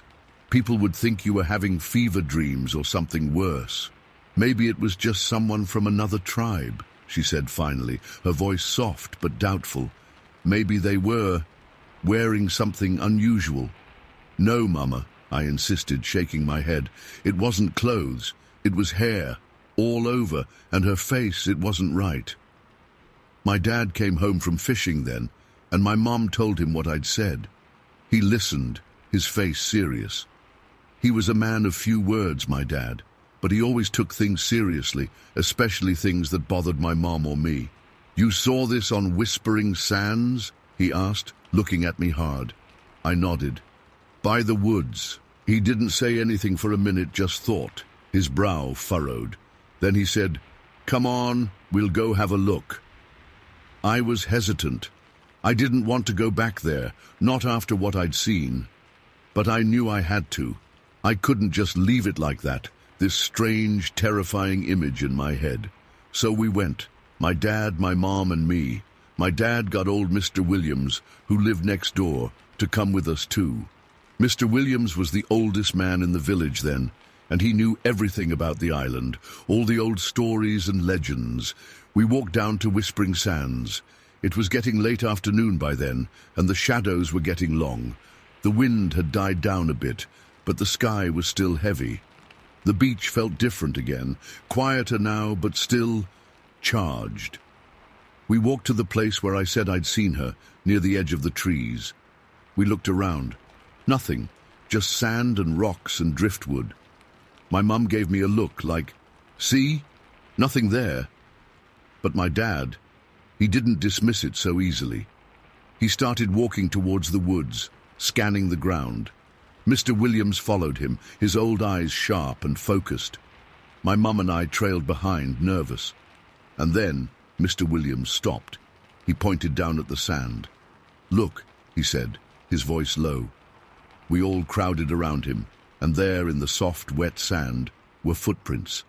Big footprints, huge, way bigger than any human footprint. Longer, wider, and different shaped. They weren't exactly human-shaped either, more oval with broad toes, and deep. They were sunk deep into the sand, like whatever made them was incredibly heavy. We all just stared at them. Nobody said anything for a long time. The only sound was the waves and the wind rustling in the trees. The footprints led right to the edge of the woods, just like I'd said. And then they stopped. They just disappeared into the undergrowth. Mr. Williams bent down and examined the footprints closely. He ran his fingers around the edges of one, his face grim. Then he looked up at my dad, and something passed between them, something I didn't understand then, but I do now. Something of shared knowledge and a deep, unsettling fear. "Hair," Mr. Williams said, pointing to the footprints. "Look."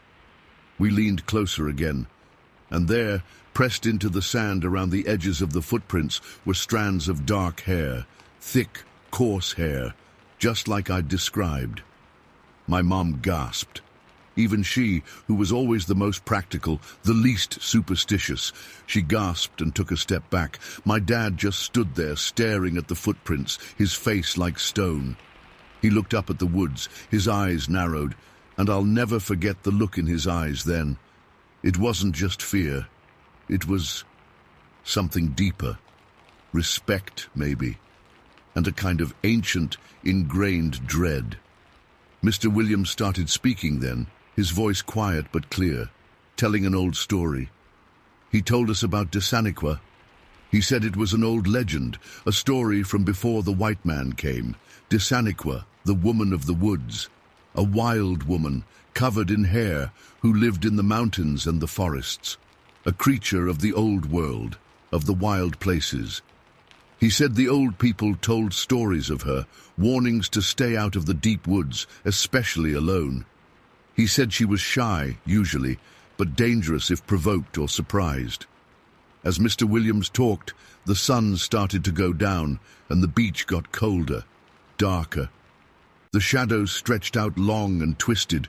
The footprints in the sand looked even more monstrous in the fading light. The air was thick with something I couldn't name. It was more than just fear. It was a feeling of wrongness, like the world had shifted a little off its axis, like something ancient and hidden had just shown itself to us, and now the rules were different. We didn't follow the footprints into the woods. Nobody even suggested it. We just stood there for a while longer, looking at them, at the dark line of the trees, and then we turned and walked back to the village, in silence. Nobody in the village really talked about it openly after that day. There were whispers, of course. People would glance at me sideways, and sometimes I'd catch them looking at the woods with a new kind of wariness. But nobody asked direct questions. It was like we all knew something had happened, something unsettling and important, but we also knew that some things are better left unsaid. I never went back to Whispering Sands alone after that. Not ever. And even when I went with others, I always felt watched. I'd look at the trees and think about her, about Sasquatch, and I'd feel that same cold dread creep up my spine. And even now, all these years later, living so far away from Alert Bay, sometimes when I'm walking in the woods here, I get that feeling again. That prickling on the back of my neck, that sense of being watched from the shadows. And I think about those footprints on Whispering Sands, and the hair in the sand, and that glimpse of a face that wasn't quite human. And I wonder, what if she's still out there, in the woods, watching? What if Sasquatch is more than just a story? What if she's real? And what if she remembers us too? Story 7. My old Ford was coughing along, its headlights cutting a weak tunnel through the black. Those headlights weren't much good to begin with, and age hadn't made them any brighter. The road itself was one of those winding back roads, not paved, mostly gravel and dirt, and twisting and turning through the trees. Trees on both sides, close and heavy, like they were leaning in to watch you pass. You get used to the quiet out there, the kind of quiet that rings in your ears after a while. Just the rumble of the engine and the tires crunching on the road, the occasional snap of a branch in the woods. It was a normal night, a usual drive home, nothing to make you think twice. Except maybe for that feeling, you know. That little prickle on the back of your neck, like you're not quite alone, even when you know you are. I was humming some tune under my breath, trying to stay awake more than anything, when it happened. Up ahead, where the headlights barely reached, something moved. Just a flicker, a break in the darkness. I thought maybe it was a deer at first. They're common enough out there, especially this close to the woods. But this was different. Too big. Too fast. I eased off the gas, squinting, trying to make out what it was. The Ford sputtered a bit as I slowed, the engine grumbling in protest, and then it came into the beam of the headlights, clear as day, for just a few seconds. But a few seconds is all it takes to burn something into your mind, isn't it? To see something you know you shouldn't be seeing, something that doesn't fit into the world you thought you knew. It was tall. God, it was tall. Taller than any man I'd ever seen, taller than Miller even, and Miller was a big fella. This thing, it must have been at least 7 feet, maybe more. It was crossing the road in front of me, moving from one side to the other in 2, maybe 3 strides. strides that were long and powerful, like it was built to cover ground. And the build, it was heavy, massive, not fat, not like that, but thick with muscle. You could almost feel the weight of it just looking at it. It was covered in hair, dark hair, brown, like a grizzly bear, thick shaggy hair all over its body, except I think for its face and hands, maybe its feet. Though it all happened so fast, it's hard to be sure of every detail. But the hair, it was like a wave flowing behind it as it moved. Not swaying like animal fur usually does, but billowing almost, catching the little light from the headlights. The thing that struck me hardest, though, the thing that still gets to me, even now, is how it moved. It wasn't running like an animal. It wasn't on all fours, or anything like that. It was upright, on two legs, striding, yes, but also, it was kind of gliding. It moved with this weird combination of power and smoothness. And when it got to the side of the road, where there's that ditch, the shallow ditch and then the bank going up into the woods, it just stepped over it.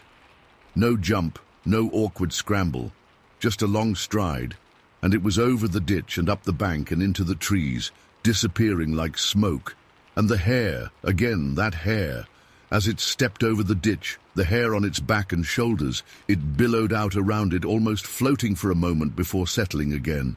It was like watching something in slow motion, even though it was all happening incredibly fast. I slammed on the brakes, the Ford skidding a bit on the gravel, tires protesting loudly. The engine stalled. Everything went silent. Just the ringing in my ears from the engine noise stopping so suddenly, and the darkness pressing in, thicker than ever. I sat there, gripping the steering wheel, heart pounding in my chest like a drum gone wild, staring at the spot where it had vanished into the woods. For a long time, I just sat there, engine dead, headlights pointing into the empty darkness, trying to make sense of what I'd just seen, trying to tell myself it was a trick of the light maybe, or my eyes playing games in the dark, tired after a long day. But I knew what I saw. I knew it wasn't a deer. It wasn't a bear even. It was something else. Something I didn't have a word for. After what felt like forever, but was probably only a few minutes, I finally managed to restart the engine. It coughed and sputtered again, then caught, rumbling back to life. My hands were shaking so bad it was hard to turn the key. I put the car in gear and slowly, carefully, drove the rest of the way home. Every shadow in the trees looked like it was moving. Every rustle of leaves sounded like footsteps. I kept glancing in my rearview mirror, expecting to see something, anything.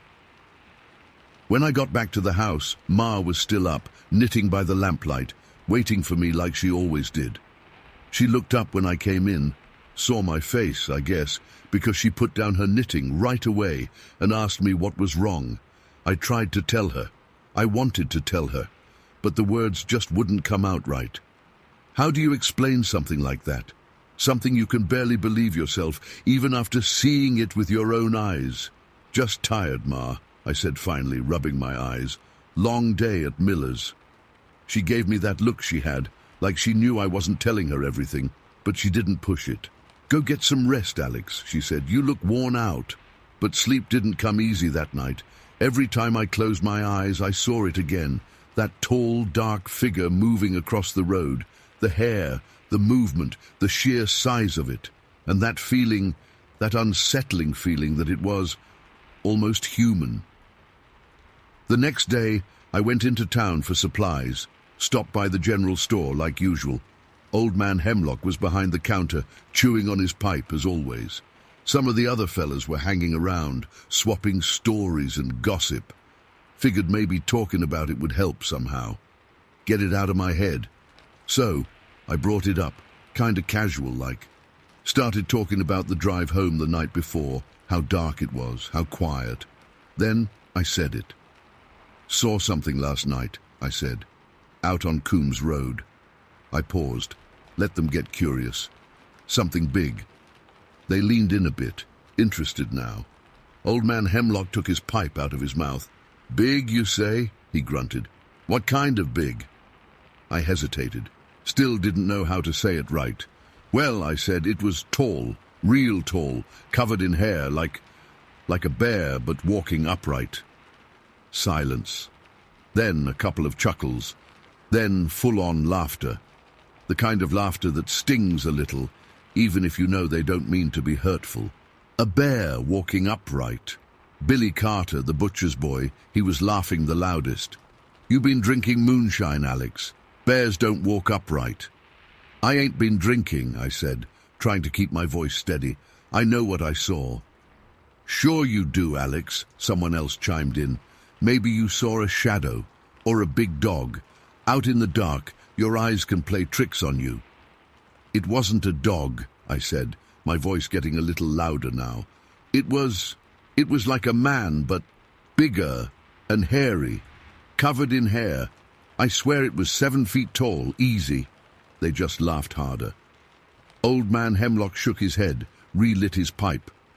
"Sasquatch stories again, Alex," he said, puffing smoke.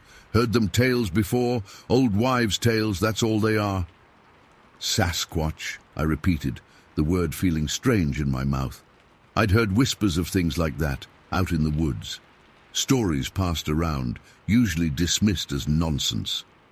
"Bigfoot, Sasquatch, whatever you want to call it," Hemlock said, waving his pipe. "Woods are full of shadows, Alex, and imaginations. You probably just saw a shadow stretched out in the dark, made it look bigger than it was." I wanted to argue. I wanted to tell them they were wrong, that I wasn't imagining things.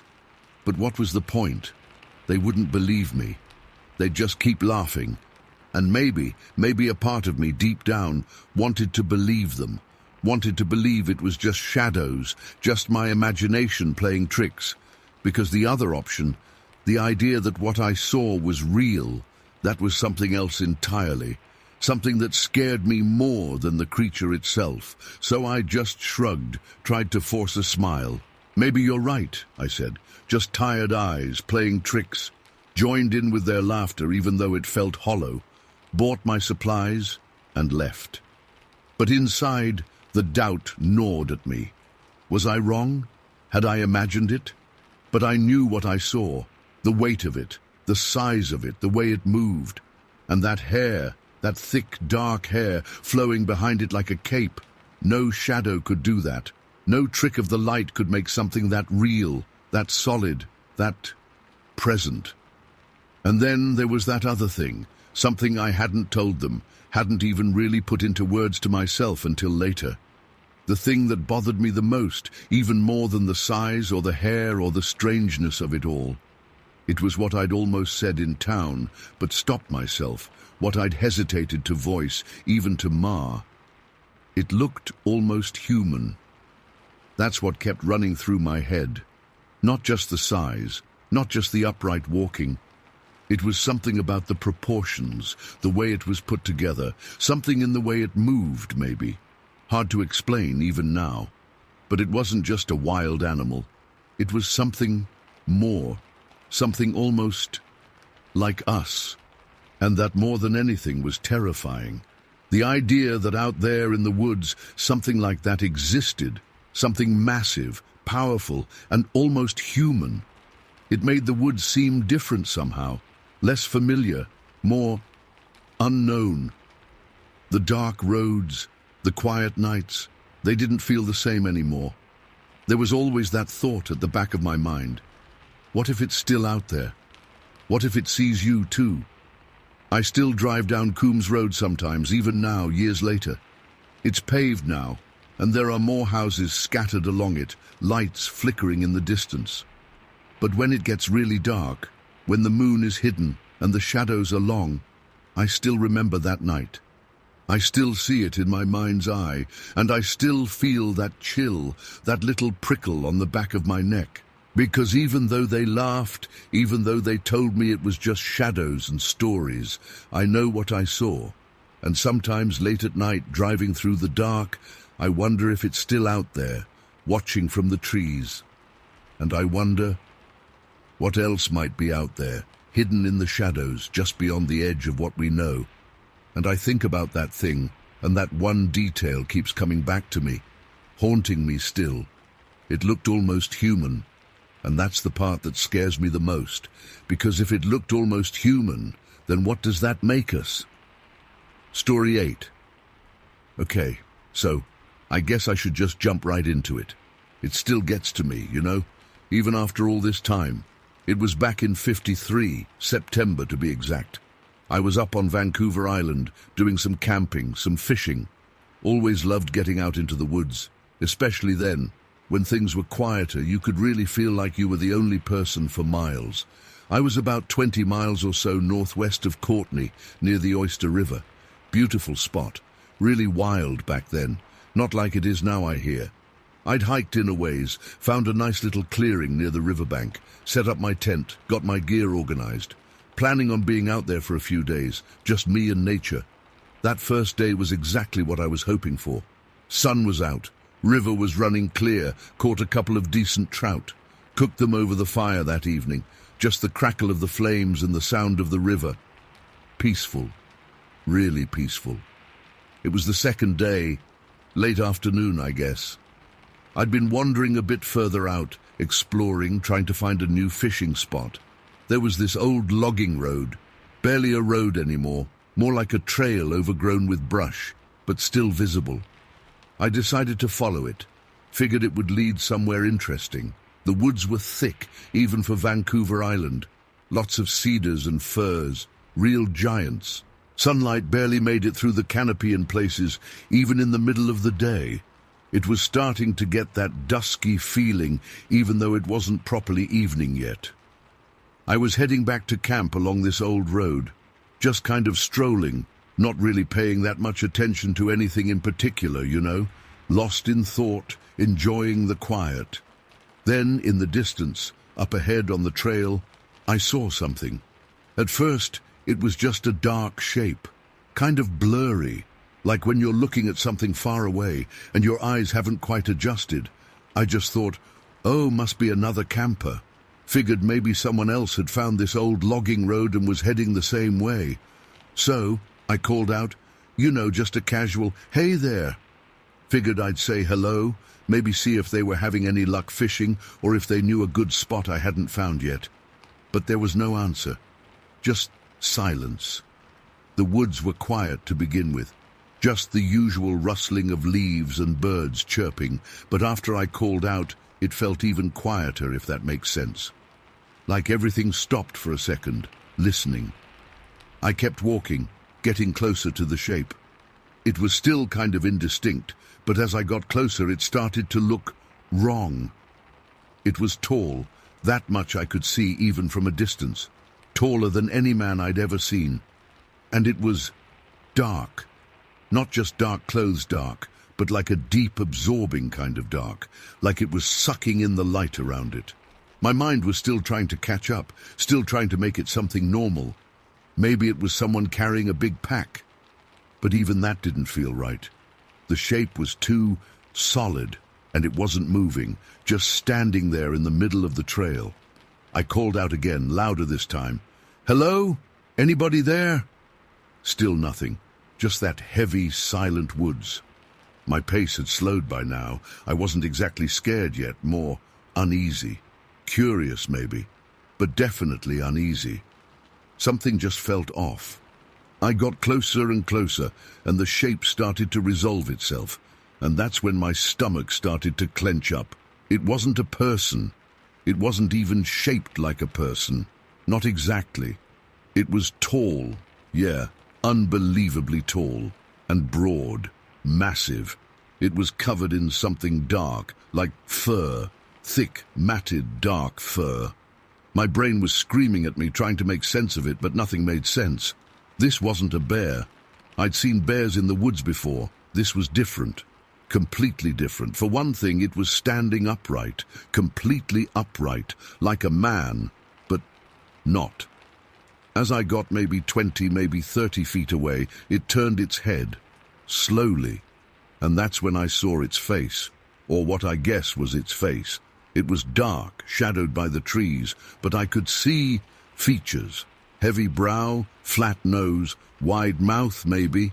It was hard to make out details in the shadows, but it was definitely not human, and definitely not an animal I recognized. It wasn't a bear's face, or a deer's face, or anything. Its eyes... I saw its eyes, just for a second because it turned its head pretty quickly. But I saw them.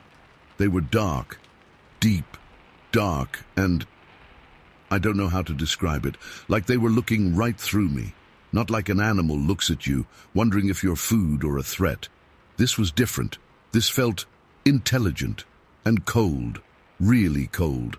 We just stood there, facing each other for what felt like a long time. But it was probably only seconds. My heart was pounding in my chest. I couldn't breathe. I just stared, and it stared back.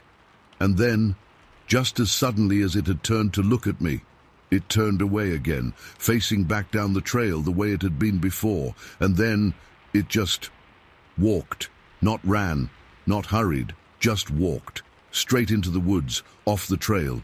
It didn't look back. It didn't make a sound. Just walked into the thickest part of the trees like it was nothing, like the underbrush wasn't even there. I watched it go. My feet were like they were glued to the ground. I couldn't move. I just stood there and watched as this thing disappeared into the forest. The way it moved, it was effortless. Even though it was so big, so massive, it moved like it was floating. There was a slight rustling of leaves, the snapping of a few twigs, but that was it. And then, silence again. A different kind of silence than before. A heavy silence. A watching silence. Once it was gone, completely gone, vanished into the trees, I finally moved. But not towards where it went. I turned around and ran as fast as I could back towards my camp. I didn't look back. I didn't stop running until I burst into my clearing, panting, heart hammering like a drum. The camp was still there. Everything looked the same. The fire was still smoldering a little, but everything felt different. The air felt colder. The woods felt alive in a way that was definitely not friendly. I felt like I was being watched, like eyes were on me from the trees. I scrambled to get the fire going again, piled on more wood, got it roaring, needed the light, needed the warmth, needed to feel like I wasn't completely alone out there. I kept looking into the woods. Every shadow seemed to move. Every rustle of leaves made me jump.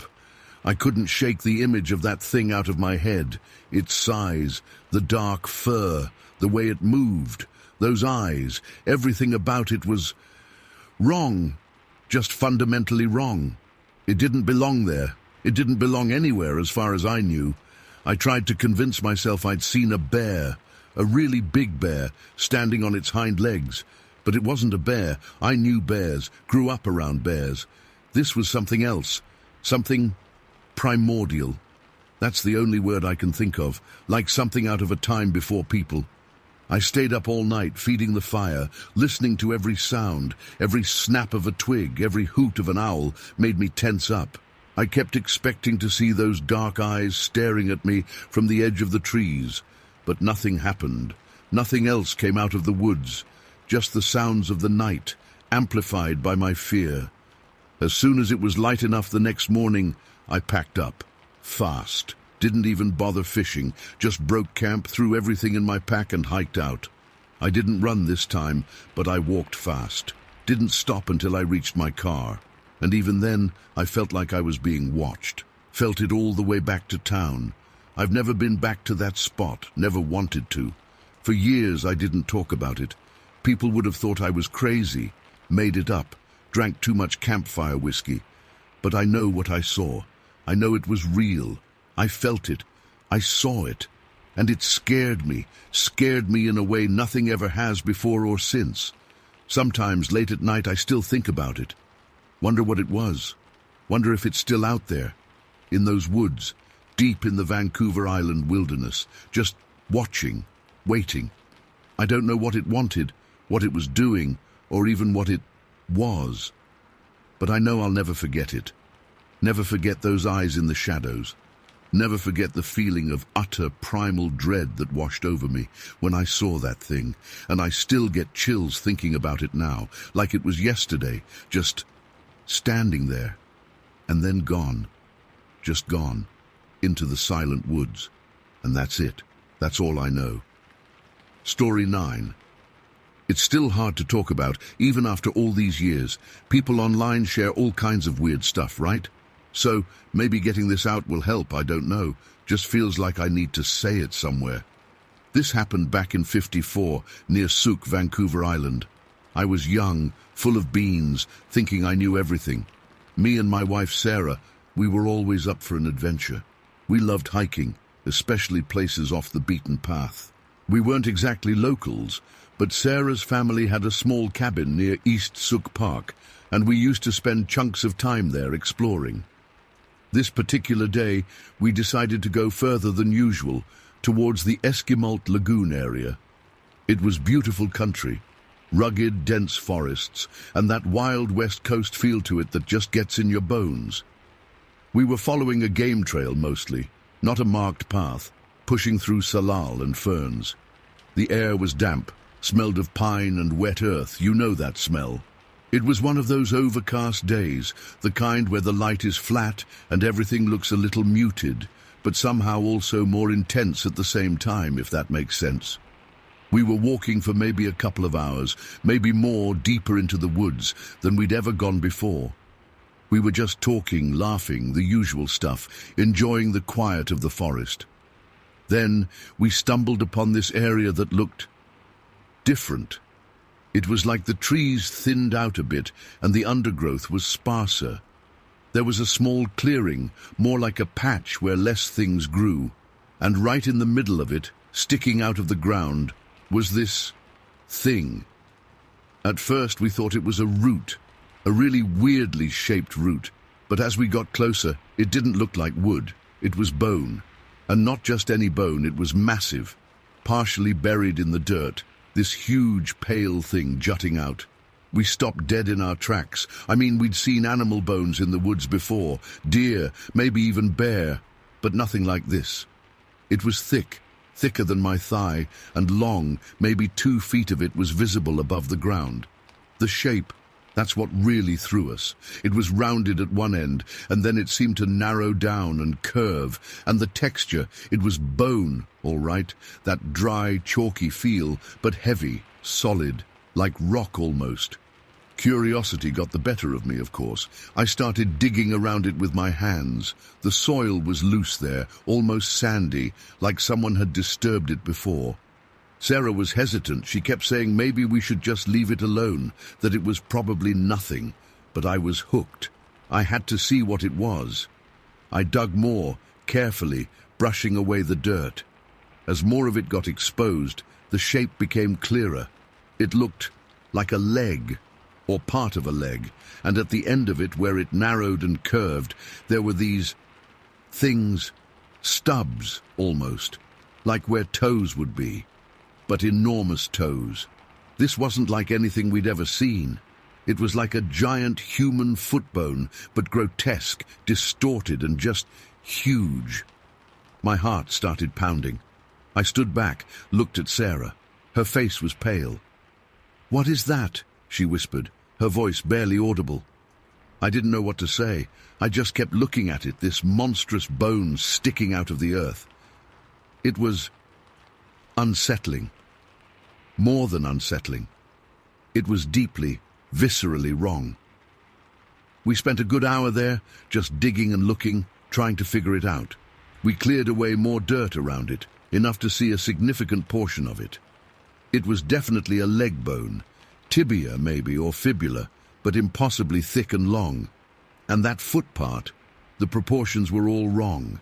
It was like a human leg, but blown up to some insane size. And those stubs, they weren't like normal toe bones. They were thick and almost claw-like. We tried to rationalize it. Maybe it was from some kind of huge prehistoric animal, a dinosaur. But dinosaurs were supposed to be millions of years old. And this bone, it looked old, but not that old. And it was in the shape of a human leg and foot. That was the part that kept getting to me. Human, but giant. The air seemed to get colder all of a sudden, even though the sun was still hidden behind the clouds. The forest around us felt different too. Quieter. Too quiet. All the usual forest sounds seemed to have died down. No birds singing, no rustling in the underbrush, just silence. Except for our breathing, which was getting heavier and faster. Sarah started getting really freaked out. She wanted to leave. "Let's just go, please," she said, her voice shaking a little. I don't like this." I knew she was right. Something felt wrong. Deeply, intuitively wrong. It wasn't just the bone.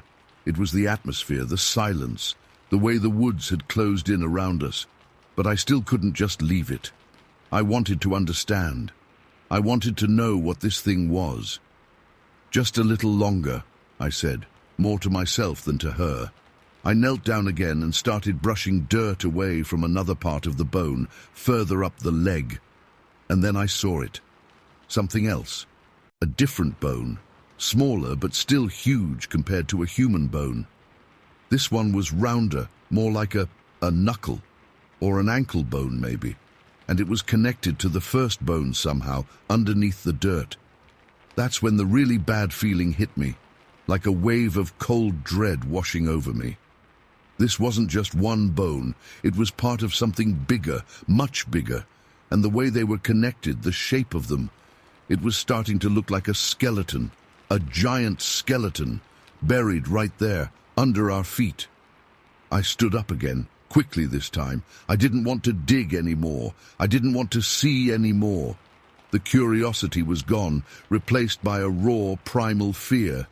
I could feel my pulse hammering in my ears. My hands were shaking. "Sarah, we need to go," I said, my voice sounding tight and strained. She didn't need telling twice. She was already backing away, her eyes wide, fixed on the bone. We started to walk, then faster, almost running, back the way we'd come. We didn't talk. We just walked and walked and walked. The silence of the forest followed us, pressing in on us from all sides. Every snap of a twig, every rustle of leaves made us jump. I kept looking back over my shoulder, feeling like something was behind us, watching us, something connected to that bone. It felt like hours before we finally broke out of the thickest part of the woods and back onto a more open trail. The light seemed a little brighter there, the air a little less heavy. We didn't stop until we were back at the cabin. We slammed the door shut behind us and just stood there, panting, trying to catch our breath. We didn't say anything about it for a while. We just sat there, staring at each other, the fear still hanging between us like a thick fog. Finally, Sarah spoke, her voice still trembling. What do you think it was?" I shook my head. "I don't know," I said. "I honestly have no idea." And I didn't. I couldn't make sense of it. A giant human skeleton. It sounded insane. But what else could it be? And the sheer size of it, it was beyond anything I could imagine. Later, after we'd calmed down a bit, we tried to talk about it more rationally. We looked at maps of the area. Esquimalt Lagoon. It's right near the Esquimalt First Nation Reserve. We remembered hearing stories, old local legends about giants, passed down by the indigenous people. Stories about ancient beings that used to roam the land, beings of immense size and power. We'd always dismissed them as just myths, folklore, but now, seeing that bone, it made those stories feel different, real, somehow connected. Then we remembered reading something years ago about another giant bone found near East Sook, back in '57 or around then. Reported in the local papers, I think.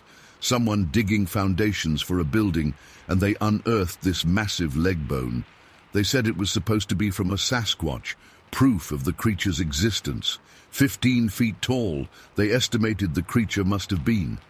And they said the bone was shaped like a human leg and foot, too. It was too much of a coincidence. 2 giant leg bones found in the same general area years apart, both shaped like human limbs, but monstrous in size. Linked to local legends of giants and now linked to the Sasquatch stories. It all felt connected. But connected to what? We never went back to that clearing in the woods. We talked about it sometimes, whispered about it late at night, but we never went back. The fear stayed with us. That feeling of wrongness, of having stumbled upon something ancient and forbidden, something not meant for human eyes. To this day, I can't explain what we found. Was it just a weird rock formation that looked like a bone? Maybe, but I know what I saw. I felt the weight of it, the texture, the shape, and I saw those other bones connected to it. It wasn't a rock. It was bone. Giant bone. Sometimes when I'm alone at night, I think about that silence in the woods after we found the bone. That heavy, oppressive silence. And I wonder if we were being watched. If something was there, with us, in the trees, watching us disturb its resting place. And I shiver even now, because whatever it was, whatever that bone belonged to, it wasn't natural. It wasn't meant to be found. And I'm still not sure if we should have left it there, buried in the earth, undisturbed. Maybe some things are better left forgotten. Story 10. Okay, so something messed up happened to me back in '78. I still can't really talk about it much. Even now, all these years later, it sticks with you, you know? Like a bad taste that won't go away. And every time I think I've pushed it down, something will trigger it, and it all comes flooding back. I guess sharing it here, even with strangers online, feels, I don't know. Maybe it'll help somehow, maybe not. But I gotta tell someone who might actually listen, I guess. It was autumn, late October, I think. '78 for sure, because I remember Nixon had been gone for a few years, and Carter was president, trying to figure things out. Times were different then, slower. I was 53, still feeling pretty strong, you know, a man's prime.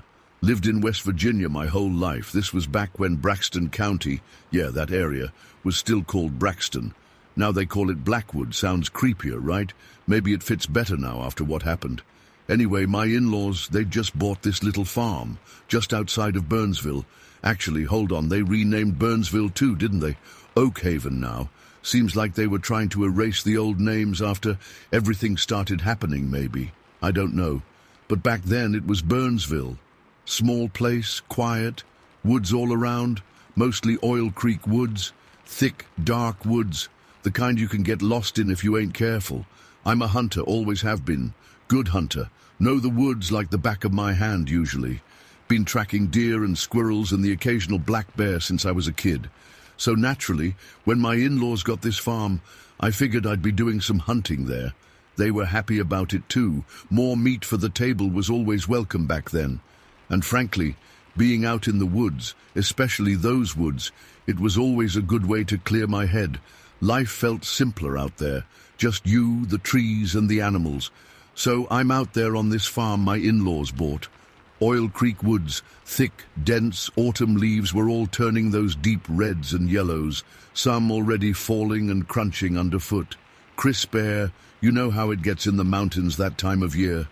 Sun was starting to go down that golden hour, making everything look almost painted, but with that edge of chill coming in. I'd been walking around since mid-afternoon, tracking a decent-sized buck I'd spotted earlier. Didn't have any luck yet, but it was still good to be out there. I was walking back to my camp. Nothing fancy, just a small tent and a fire pit I'd made at the bottom of this hollow, close to a stream for water. Figured I'd stay out there for a couple of nights, try my luck again in the morning. I was on this dirt track. Wasn't much of a road, more like a wider game trail, but it ran along a cleared ridge. You could see through the trees a little bit, especially with the leaves thinning out. It was peaceful, real peaceful. Just the sounds of the woods, some birds still chirping, the rustle of leaves in the breeze, normal stuff. And then I saw it. Stopped me dead in my tracks. I mean, completely froze. My heart started pounding in my chest like it wanted to jump right out. About 250 yards ahead of me, maybe a little less, over by the edge of the ridge where the bushes were thickest, there was this shape, black shape, just laying there, looked like a big pile of something. First thing I thought was maybe a bear, but it looked wrong for a bear. Too big, too shapeless at first. I stared at it. Didn't move, just stood there, bow in my hand, watching, trying to make sense of it. The light was getting dimmer, shadows were getting longer. made it harder to see details. But even in the fading light, that black shape just stood out, like a dark blot against the fading colors of the woods. And then it moved, not like an animal shifting or twitching. It was a slow, deliberate movement. The whole shape seemed to stir, and then it started to rise, slowly, like something heavy and stiff getting up from the ground. It was like watching a shadow take form. As it got taller, it started to take shape, and it hit me. It looked like a person, but not. Not like any person I'd ever seen. It just kept getting taller, taller than any man could ever be. It was massive. I started to get that prickly feeling on the back of my neck, you know, the hairs standing up. Something was deeply, profoundly wrong. This wasn't right. It lumbered. That's the only word for it. It didn't walk, didn't stride. It lumbered. Heavy, slow, but still moving with purpose. And it was heading towards this bull. Yeah, a bull. My in-laws had some cattle on the farm, let them graze in a fenced pasture that went right up to the edge of the woods. There was this bull, a big black Angus, grazing under an old apple tree, just outside the woodshed, near where the pasture fence ran alongside the tree line. The creature was moving towards the bull. My brain was trying to catch up, trying to make sense of what I was seeing. Hunting season, you get all kinds of folks out in the woods. Sometimes people try to be funny, you know, pranks, costumes, dumb stuff. Could it be some kind of joke, some idiot dressed up in something ridiculous? But this was on a whole different level. The size of it was impossible. But I still tried to rationalize it, tried to cling to something normal. So I shouted, loud as I could, trying to sound firm, but my voice was already shaking a little. "Hey!" I yelled. "Hey you! Not a good time for costumes!" And I waved my bow in the air, just to show I wasn't messing around, you know, trying to play it tough. But inside, I was starting to feel real fear creep in. The creature didn't even flinch, didn't stop, didn't even look my way. It just kept lumbering towards the bull, like I wasn't even there, like I was a ghost. That's when the fear really started to take hold, because whatever this thing was, it wasn't human, not in the way I understood human. It got closer and closer, and the light was just enough now, just that last bit of dusk clinging on, that I could start to make out details. Details I wish I could unsee. It was tall, 9 feet easy, maybe more, massive shoulders, thick torso, long arms that hung down almost to its knees. It was covered in something black. Not like fur, not really, more like leathery, dark, leathery skin. And it was cracked, deep cracks all over its skin like dried mud or old, weathered leather. And where the cracks were, it looked raw somehow, darker, almost blacker than the rest of it. And then I saw its face. Oh God, its face. I wish I could forget that face, I really do. It wasn't human, not even close. It was monstrous. The leathery skin covered its face too, cracked and rough, but it was stretched tight over bone. You could see the harsh angles of its skull beneath. Deep-set eyes, but I couldn't see the color, just darkness, like black holes in that cracked face. And around the face, growing out from under the leathery skin, was coarse, thick black hair. Not like human hair, more like bristles, like an animal. But the way it was framing that face, it was unholy. Its mouth, it was just a slit almost in that cracked skin. No lips to speak of, just a dark line. But then it opened, just a little, and I saw teeth, not human teeth. Long, pointed, yellowed, sharp, like a predator. It was horrifying, absolutely gut-wrenchingly horrifying. I've seen dead animals, been around blood and guts my whole life. But this wasn't natural. This was something else. Something wrong. Something that shouldn't be. My brain finally caught up with what my eyes were seeing. This wasn't a joke. This wasn't a costume. This was real. And it was terrifying. A primal fear gripped me. The kind of fear that goes right down to your bones. The kind that tells you you're in mortal danger. I didn't even think. Didn't hesitate, didn't try to be brave or tough anymore. I just reacted. Instinct took over. I dropped my bow, didn't even care about it, just let it fall to the ground. Turned around and ran, sprinted, downhill, back the way I'd come. I ran like I'd never run before in my life. Branches whipping past my face, thorns tearing at my clothes, rocks and roots under my feet, tripping me up. But I didn't stop. I couldn't stop. I could hear it behind me. Not footsteps, not really. More like heavy thuds. Like something massive was moving through the woods. Slow, lumbering thuds, but still getting closer. I didn't dare look back. Didn't dare slow down. My lungs were burning. My legs were screaming. My heart was pounding like a drum in my ears. But I just kept running. Finally, I burst out of the woods into the small clearing where I'd set up my camp. My tent, my fire pit, everything still there. Felt like a lifetime had passed since I'd left it. I stumbled, fell to my knees right in front of my tent, gasping for air, trying to suck in air that felt like fire in my lungs. My whole body was shaking, trembling like a leaf in a storm. I collapsed there, just lay on the ground, curled up in a ball, trying to catch my breath, trying to stop shaking. The fear was still there, thick and cold, paralyzing. I kept expecting to see it emerge from the trees, to see that monstrous face looming over me. I waited, heart still pounding, listening, straining my ears to hear any sound from the woods. But there was nothing, just the normal sounds of the woods at dusk. Crickets chirping, the rustle of leaves in the breeze.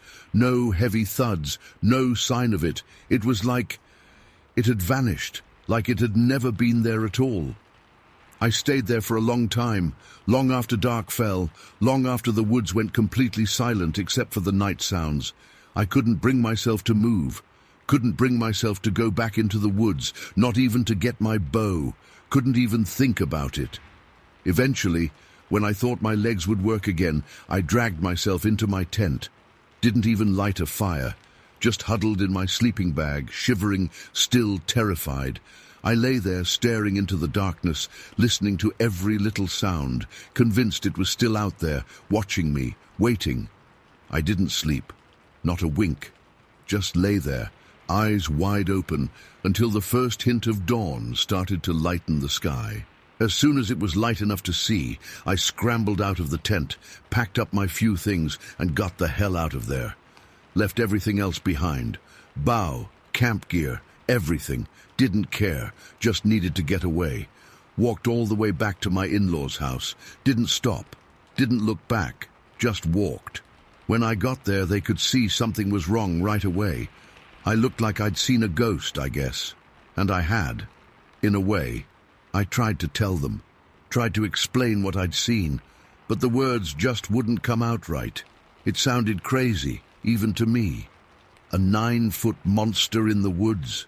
Black, leathery skin, cracked face. They looked at me like I was losing it.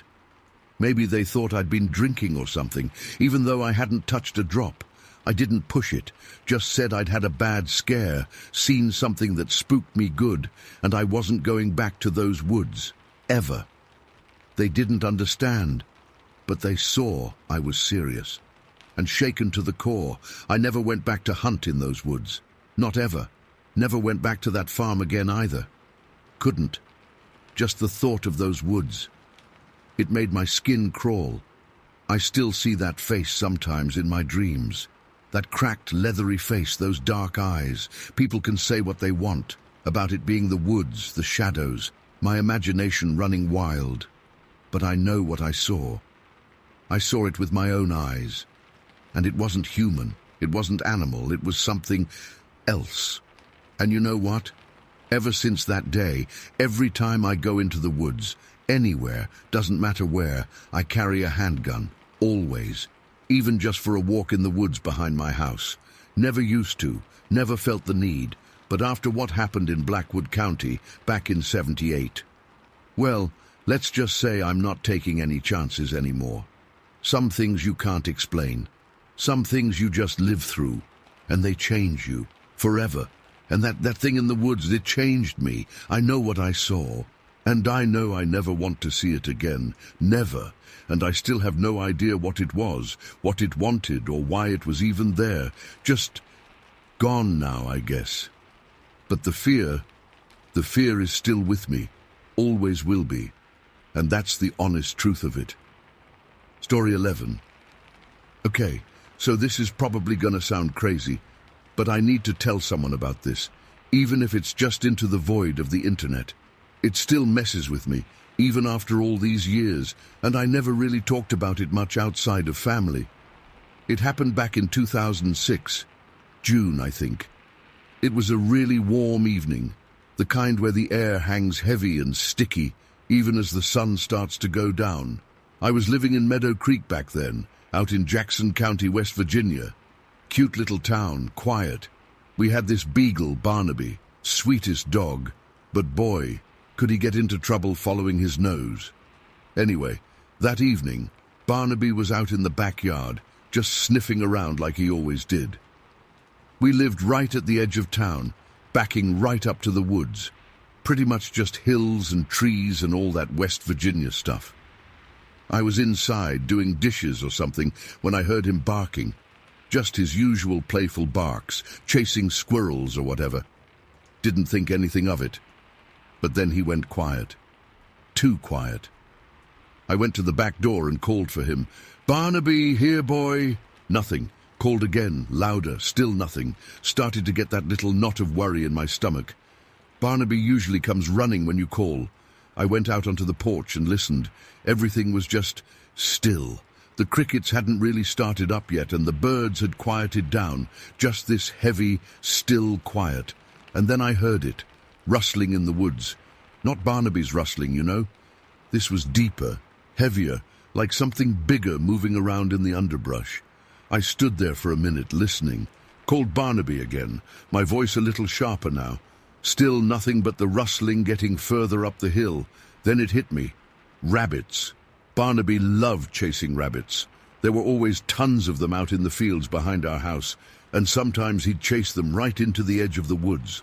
Normally, he'd be back pretty quick, panting and happy he'd done his duty or whatever. But not tonight. As the sun started dipping below the trees, that worry really started to gnaw at me. It was getting late. Twilight was setting in fast. I knew those woods weren't exactly friendly to a little beagle alone at night. Plus, there were things people talked about around there, stories about the hills. Old stories mostly, but still, made you think twice about wandering into the woods after dark. I told my stepmom I was going to go look for him. She was inside watching TV, and she just kind of waved me off, said he'd be back. But I couldn't shake that feeling, you know, that something wasn't right. So, I grabbed my keys and headed out. We lived pretty close to Whisper Ridge. There's this pipeline access road that goes up part of the way. Basically, a gravel road they use for maintenance, but it's open to anyone. I figured if Barnaby chased a rabbit further into the woods, he might have gone up that way. It's a straight shot up the ridge behind our house. So I drove up Whisper Ridge Road. It's not paved, just bumpy gravel, winding its way up through the trees. As I drove, it got darker and darker under the tree canopy. The air was still warm, but it felt different up there. Kind of heavy and watchful, if that makes any sense. Like you were being looked at even though you couldn't see anyone. I parked the car right below this kind of wide, flat ledge near the top of the ridge. It was a spot where you could pull off to the side, and it gave you a little bit of a view out over the valley, though it was pretty much all shadowy hills by then. I turned off the engine, and the silence just crashed in. It wasn't the comfortable quiet of being in the country during the day. This was deep, heavy silence, the kind that makes your ears ring a little. I got out of the car, and the first thing I did was call for Barnaby again, louder this time. "Barnaby! Barnaby!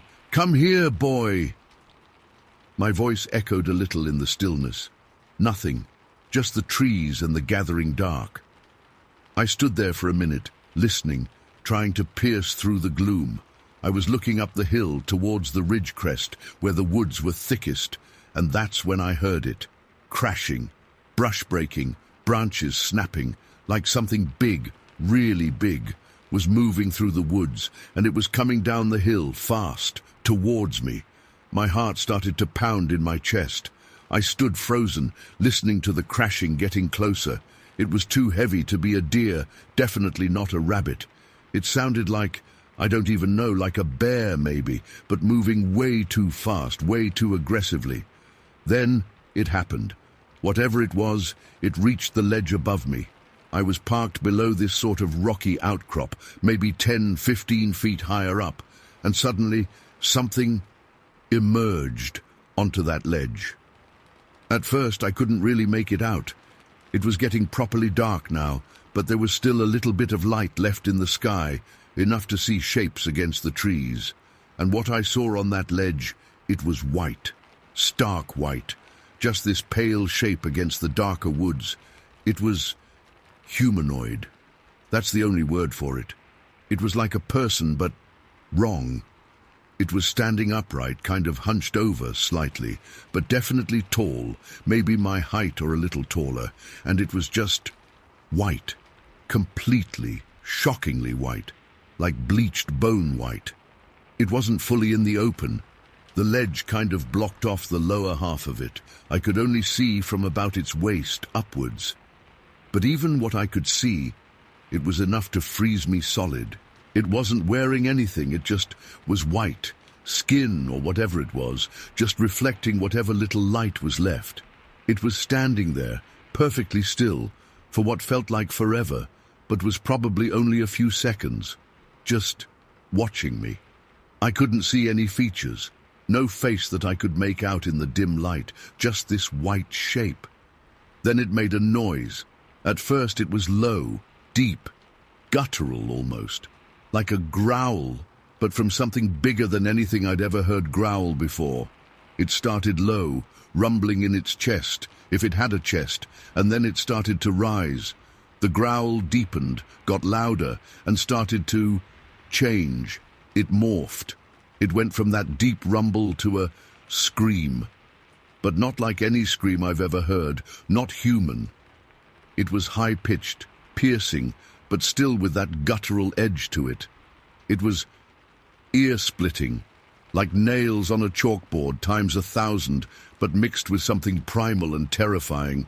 It just erupted out of this thing, this raw, unearthly scream. And it hit me. It didn't just hit my ears, it hit my whole body. I felt it in my chest, in my bones. It vibrated through me, and it paralyzed me. I was just stuck, frozen in place, staring up at this white figure as this sound just ripped through the quiet woods. My mind went blank.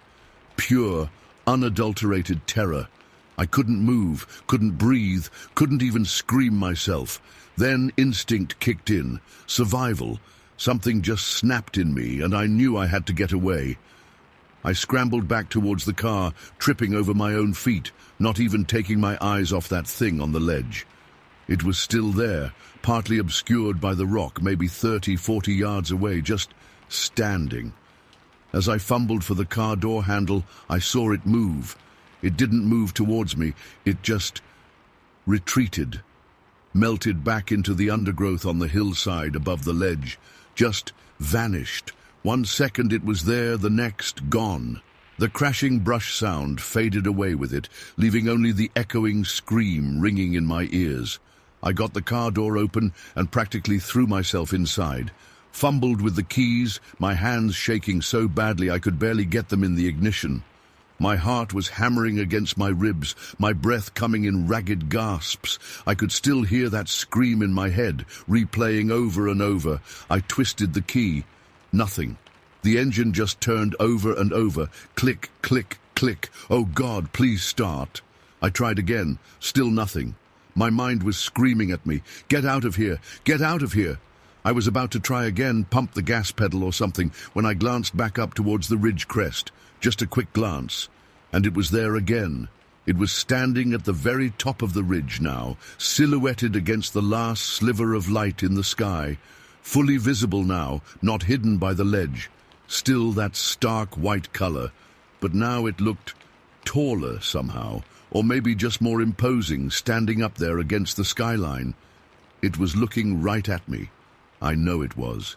Even in the fading light, I could feel it, just staring down at me from the ridge. And then it screamed again, that same sound. That bone-chilling, paralyzing scream ripped through the air again, and this time it was even worse. Maybe because I was closer now, maybe because it felt more directed at me. I don't know, but it was like ice water through my veins, pure, petrifying terror. But something changed in me then, too. Maybe it was just desperation, adrenaline finally kicking in properly. I don't know. But this time, when I turned the key, the engine sputtered, coughed, and then, thank God, it roared to life. I slammed the car into reverse, foot to the floor, and just got out of there. Tires spinning on the gravel, fishtailing, bouncing down that access road like a maniac. I didn't stop, didn't slow down, didn't even look in the rearview mirror. I just drove as fast as I possibly could all the way back home. When I finally screeched into our driveway, I was shaking so bad I could barely hold the steering wheel. I stumbled out of the car, practically ran to the front porch. And that's when I saw him. Barnaby, sitting there on the porch, tail thumping happily against the wood, like nothing had even happened. He jumped up, wagging all over, so happy to see me. Just normal, like he'd just been chilling there the whole time. I just stared at him for a second, blinking, trying to make sense of it. He was perfectly fine. Not scared, not dirty, not even panting, just there. I scooped him up in my arms, hugging him tight, burying my face in his fur. He licked my face, all happy doggy kisses, and I just started to cry. Just burst into tears, right there on the porch, holding my dog, still shaking from head to toe. My stepmom came out onto the porch, saw me crying, and asked what was wrong. I just blurted it all out, told her about Barnaby, about going up Whisper Ridge, about the white thing, about the scream, everything. I was just a mess. She listened, looking at me kind of funny, but she listened. And then, to her credit, she actually took me seriously. She didn't laugh, didn't say it was my imagination. She actually called these people paranormal investigators, I guess you'd call them. People who looked into weird stuff like that. I guess she'd heard stories about Whisper Ridge, too. Everyone around there has, in whispers. They came out a few days later, these two guys with cameras and recorders and all sorts of equipment. I had to tell them the whole story again, showed them the spot on Whisper Ridge. They looked around, took pictures, asked a million questions. They were nice enough, but I could tell they were skeptical. Polite, but skeptical. They didn't find anything, no tracks, no signs of anything unusual, just woods and rocks and dirt. They said maybe it was a deer, maybe a wildcat, maybe I was just stressed out. Tried to give me all these rational explanations. But they didn't hear the scream. They didn't see the white thing. They weren't there. And I know what I saw and what I heard. It wasn't an animal. It wasn't anything normal. I only saw the upper part of it, like I said. But what I saw, it was solid white or grayish, just that pale color and about my size. It moved so fast, appeared so suddenly, and that sound, God, that sound. It was like nothing I've ever heard before or since. I don't know what it was. I have no explanation for it. To this day, I still think about it. I avoid Whisper Ridge now. I don't go near those woods at night.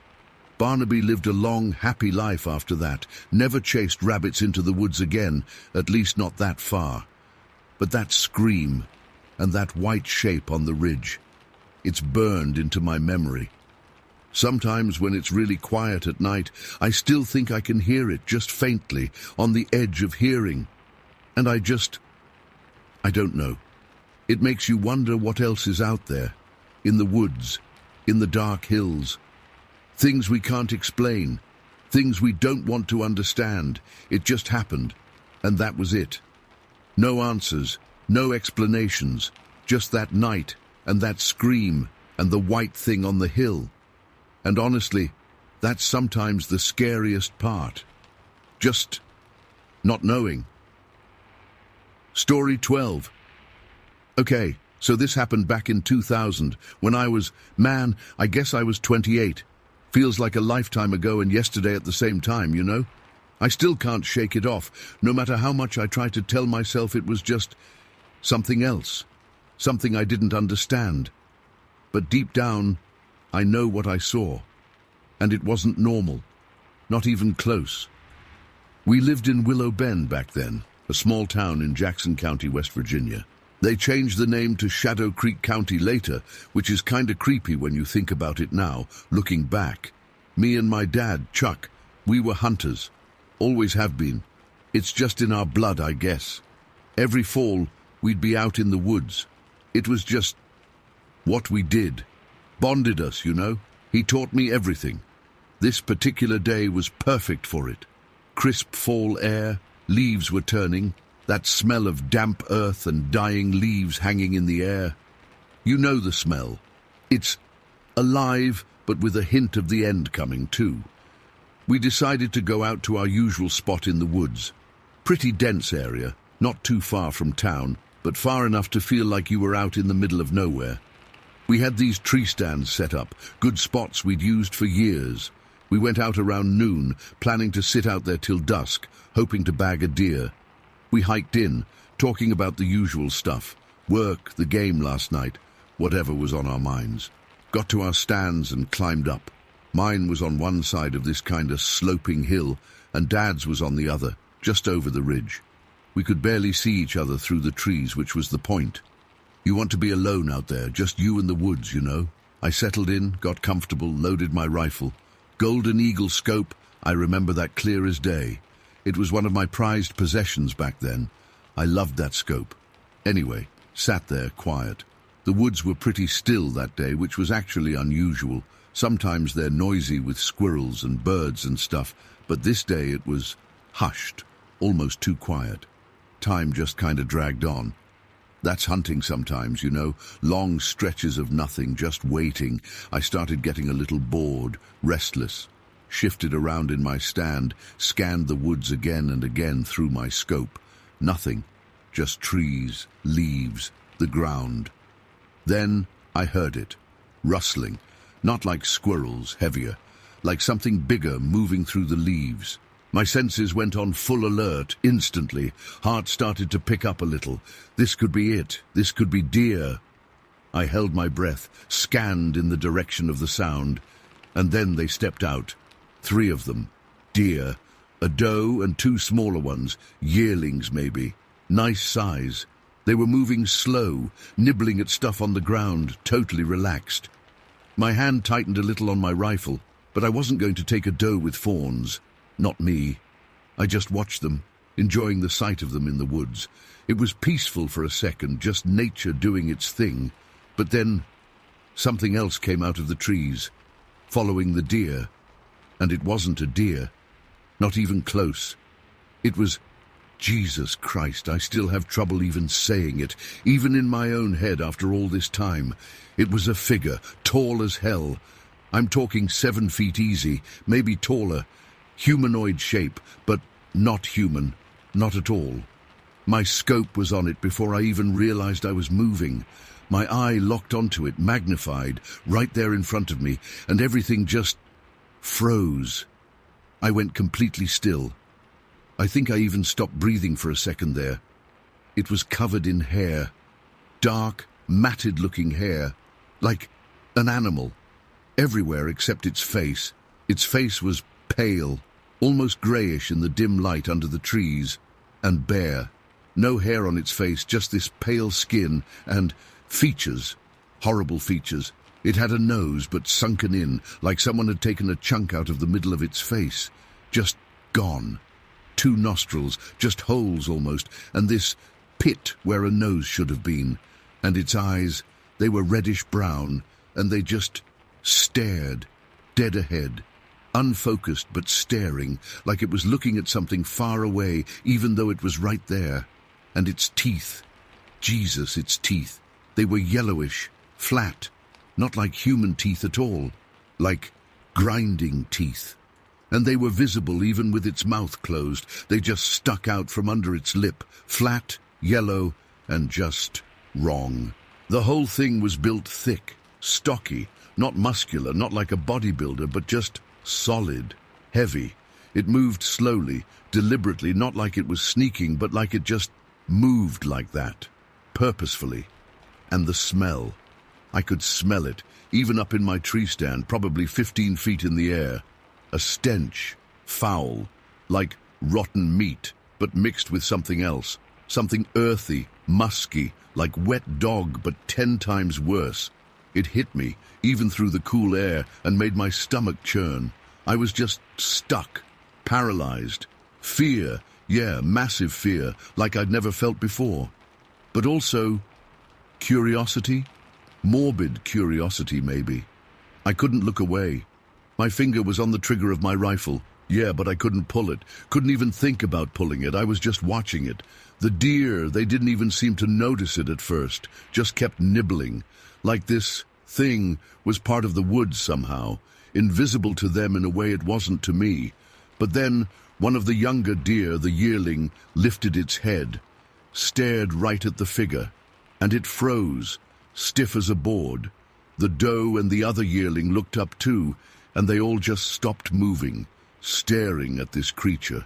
And then the creature, it sighed, or it sounded like a sigh, a low, deep rumble that came from its chest, a sound that vibrated through the woods, even though it wasn't loud, and it looked down at the deer, but not in a hungry way, not like a predator sizing up its prey. It looked sad.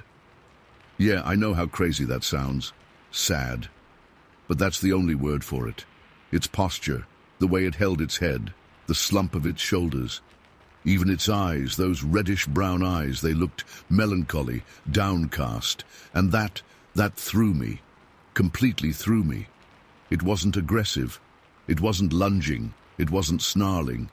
It was just there, looking sad, and huge and hairy and wrong.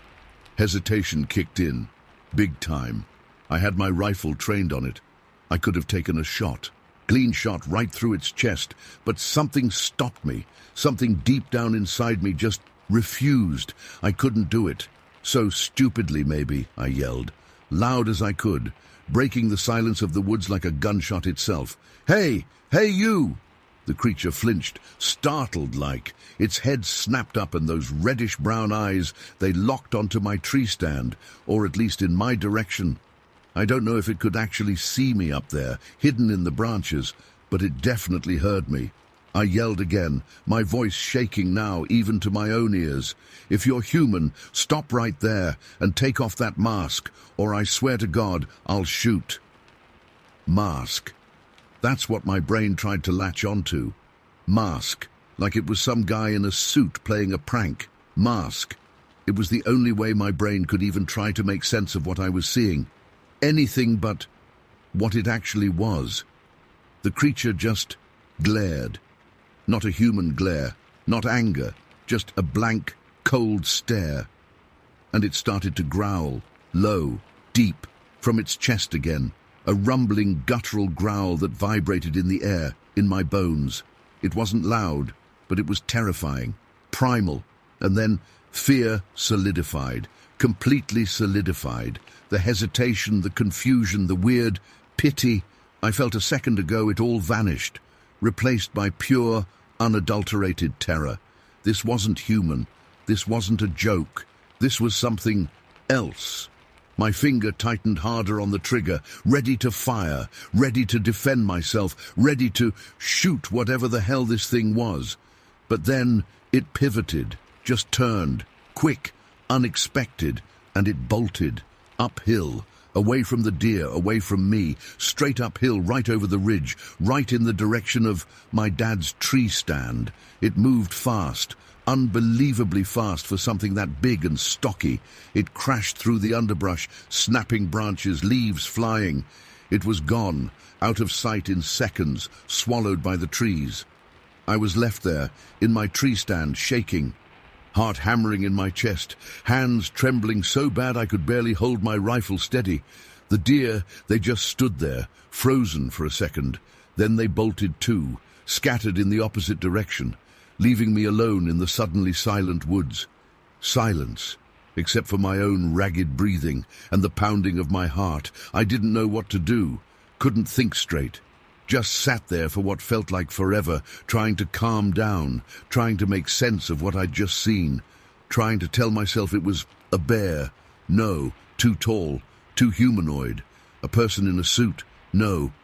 The face, the eyes, the teeth, the smell. It wasn't human. I knew it. Deep down in my gut, I knew it wasn't human. I climbed down from my stand after a while, legs wobbly. Had to go check on Dad. That thing had run straight towards his position. Had to make sure he was okay. I walked over to his stand, calling out to him. "Dad! Dad, you all right?" He called back, sounding normal. "Justin? Yeah, I'm here. What's going on? You sound spooked." I got to his stand and he climbed down. He looked at me, his eyebrows raised, seeing my face. "What in God's name happened to you? You look like you've seen a ghost." "Dad," I started, voice still shaky. "Dad, did you see anything? Anything big? Anything run past you?" He frowned, confused. "Run past me? No. Just heard some crashing through the woods a few minutes ago. Sounded like a deer, maybe. Why? What is it?" I started telling him. Started rambling, actually. About the deer, and then the figure. The giant hairy thing, the face, the eyes, the smell, everything. He listened, his face getting more and more serious as I talked. When I finished, he just stood there for a second, quiet. Then he shook his head slowly. "Justin, are you sure you're okay? Maybe you just saw a bear standing on its hind legs. Or something in the shadows playing tricks on your eyes." "No, Dad, it wasn't a bear. It wasn't shadows. I saw it. Through my scope. Clear as day. It was like a man, but huge, hairy, with that face and those teeth." He still looked doubtful, but he could see I was serious. I wasn't making this up. I was genuinely shaken. And he knew me. He knew I wasn't the type to get spooked by a squirrel or a deer. "Well," he said finally, slowly, "I didn't see anything like that. I just heard some noise in the brush. Didn't see what made it. But if you say you saw something, I believe you." He didn't fully believe me, I could tell. But he trusted me. He knew I wouldn't lie about something like this. And he saw how freaked out I was. We went home early that day. Didn't even talk about hunting anymore. The woods felt different, wrong. The drive home was quiet, both of us thinking our own thoughts. I told Mom about it when we got home, and she just rolled her eyes. "Justin, honey, you were probably just tired. Out in the woods too long. Imagination running wild." Nobody believed me, not really, except Dad. He didn't say much, but he didn't dismiss it either. And that was enough for me, I guess. We never saw anything like that again. Hunted in those woods for years after, but nothing. Never even heard anything unusual in that spot again. It was like it vanished, like it was never even there. But I know what I saw. I saw it through my golden eagle scope, clear as day. That tall, hairy, stinking thing with the sunken nose and reddish-brown eyes and flat yellow teeth. That sad giant in the West Virginia woods. And I still can't explain it. To this day. It replays in my mind, vivid, real. Sometimes, especially when I'm out in the woods, I get this feeling like I'm being watched, like it's still out there, somewhere, maybe watching me, maybe sad, still. And I wonder, what was it? What did I see that day? Was it human? Was it animal? Was it something else? Something we just don't understand? I don't know. And I probably never will. But I'll never forget it. Never forget the fear, the confusion, the sadness I felt when I looked into those reddish-brown eyes. Never forget that day in Shadow Creek County. Never. Story 13. Okay, so something happened back in '99 that I still can't really make sense of. It was spring, almost summer, I guess, around that time. We lived, and still do live, near Rivesville. Well, now they call it Riverton, but it's the same place. This was in Marion County back then, before they changed it to Blackwood. You know how things are in West Virginia, especially if you get out in the country a bit. There are places that just feel different, you know? Places where the woods feel thicker, the shadows darker. Whisper Hollow was one of those places. It's secluded even for around here, deep in, kind of off the beaten path even if you know where to look. People mostly stayed away from it, always had a kind of bad feeling about it, I guess you could say. And then the rumors started. You'd hear whispers, literally whispers, if you listened close enough around town. People talked about seeing something out there, something big, out near Whisper Hollow, Bigfoot type stuff, you know. Guys riding four-wheelers mostly, out in the woods. They were the ones who started saying they'd seen things. My brother David and I, we're farmers, always been practical guys, never put much stock in ghost stories or monster stuff. But David, he's always been a bit more curious, I guess. He got it in his head we should go check it out. Not like we really believed anything, but we were curious. Maybe just to laugh at the stories. Or maybe, deep down, a little bit of that what-if thing going on. So we took his four-wheeler out to Whisper Hollow. The roads were always rough back there, barely roads at all, more like paths torn through the trees.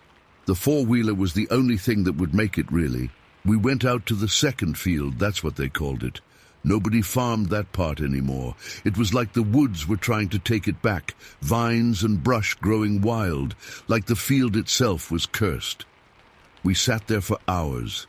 Nothing. Just woods, and the sound of birds, normal woods sounds. Getting towards evening, kind of losing light, we were about ready to pack it in and call it a joke, our little adventure. And then the smell hit us. I don't know how to describe it. Like rotting meat, but mixed with something else.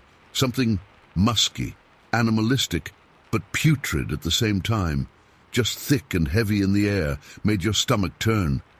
It was awful. I stood up, craning my neck, trying to figure out where it was coming from. David was doing the same, and that's when I saw it. Just a glimpse, really. Behind this huge, thick tree, like one of those old oaks that's been there for centuries, I saw something dark, hulking, squatting down. Big, just massive, covered in shadows mostly because of the tree and the fading light. I started to move, just a step or two, to get a better look. And that's when it stood up. It was so quick. 1 second it was there, hunched down, the next it was standing, and then gone. Just like that. Into the trees, swallowed by the woods. We stood there, frozen, for what felt like a long time. Then we slowly went over to where we'd seen it. The stench was stronger there, and in the damp earth by the base of that tree were footprints, not like anything we'd ever seen. Huge, like bigger than any bear track, way bigger, and spaced out. We paced them, 5 feet apart, 5 feet between steps. Just try to imagine that. We didn't take any pictures dumbly. We were too stunned, I think. We just looked at those prints, and then at each other. The joke died pretty quick. We got back on the four-wheeler and got out of Whisper Hollow and didn't say much on the way home. It messed with us, even though we tried to act like it hadn't. A few weeks went by. Life went on. Summer was really coming on strong then. My wife Sarah and our little boy Billy, we were going for evening rides sometimes. Billy loved it, being out in the woods on the four-wheeler, the wind in his face. One evening it was still light out, but starting to get that evening duskiness, you know. Around 7:30 p.m. maybe. We decided to take a ride out towards Whisper Hollow again. Not to the hollow itself exactly, but just kind of near it, on some of the trails we knew. Sarah and Billy were in the back, me driving. We were going slow, just enjoying the ride, when Sarah suddenly tapped me on the shoulder hard. "Mark, stop, look!" I braked and turned off the engine. Silence, except for the crickets starting up. Sarah was pointing out across the field, and there it was, in the fading light, walking along the edge of the woods, out in the open field. At first glance you'd think, yeah, black bear. We have bears around here, though not that big usually, but this was different. It was walking upright, like a person, but not. Black, dark fur covering it. Broad shoulders, just enormous. Its arms were hanging down, way past its knees, almost to the ground. And its legs.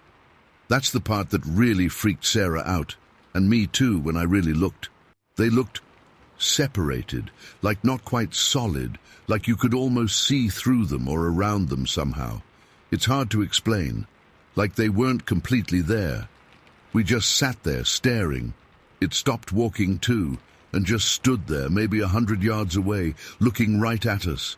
Even in the dusk I could see it, or feel it more like it was watching us, studying us. Sarah was whispering, just barely audible. "What is that? What in God's name is that, Mark?" I didn't know what to say. I don't know. It's not a bear. I knew that much for sure. Bears don't walk like that. And they definitely don't have arms like that. We just watched it. It watched us. For maybe 2 minutes, just frozen, all of us. It was the most tense 2 minutes of my life, I swear. You could feel the wrongness of it hanging in the air. Something unnatural, something that shouldn't be. Then, just as suddenly as we saw it, it moved, it turned, and it ran. But not like a bear runs, not even like a person. It was like gliding across the field, enormous strides, covering ground impossibly fast. In just seconds, it was at the edge of the woods, and then it was gone, vanished into the trees again. We sat there again, just breathing, trying to process what we'd just seen. Sarah said, "It was 8, 9 feet tall, Mark. Easy. It wasn't a bear." Her voice was shaking. "Billy." He was quiet, unusually quiet for him. He'd seen it too. Later, that night, he told us he never wanted to go back to Whisper Hollow. Never. He was really scared, more scared than I'd ever seen him. And honestly, I was pretty shaken up myself. Next day, I told David about it. He didn't say, "I told you so," or anything. He was just quiet, serious. We went back out to the field. Him, me, and our Uncle Jake. We wanted to see if there were tracks again, like the first time. But there was nothing. Nothing at all. It had rained a little bit overnight. Maybe that washed them away, but it just felt weird, like it had never even been there. David and Uncle Jake, they went back out to Whisper Hollow a couple of days later, just to look around more. And they saw it again. In broad daylight this time. They didn't get close, just saw it moving in the trees from a distance. They said it was definitely the same thing. Big, dark, walking upright. They didn't stick around. They came back pretty spooked, I could tell. After that, for a while, we mostly stayed away from Whisper Hollow. But you know how it is. Things fade in your mind a little. Summer was in full swing. Mushroom season was starting. Sarah loves hunting mushrooms. We used to go all the time, all over the woods. And after a few weeks, maybe a month or so, the memory of what we'd seen, it started to feel a little less real, maybe. Like a bad dream, or something we'd imagined. You start to doubt yourself after a while. So we decided to go mushroom hunting in Whisper Hollow. Maybe not the best idea looking back. But we did. It was a sunny day, a nice afternoon. We went in on the four-wheeler again, parked near the edge of the woods, near that old run-down house, the one that's almost collapsed. Nobody had lived there in years, just a shell of a place. We started walking, Sarah with her basket, me keeping an eye out, more for snakes than, well, anything else really. At least, that's what I was trying to tell myself. Woods were quiet at first, normal woods sounds. We were finding a few mushrooms, not much, but enough to keep us looking. Then we heard it, knocking, not like someone knocking on a door, more like wood on wood, dull, heavy thumps, coming from deeper in the woods. We stopped, listened. Knock, knock, knock. Slow, deliberate, spaced out. "Did you hear that?" Sarah whispered. "Yeah," I said. "Just woodpecker, maybe?" But it didn't sound like a woodpecker. Too low, too heavy.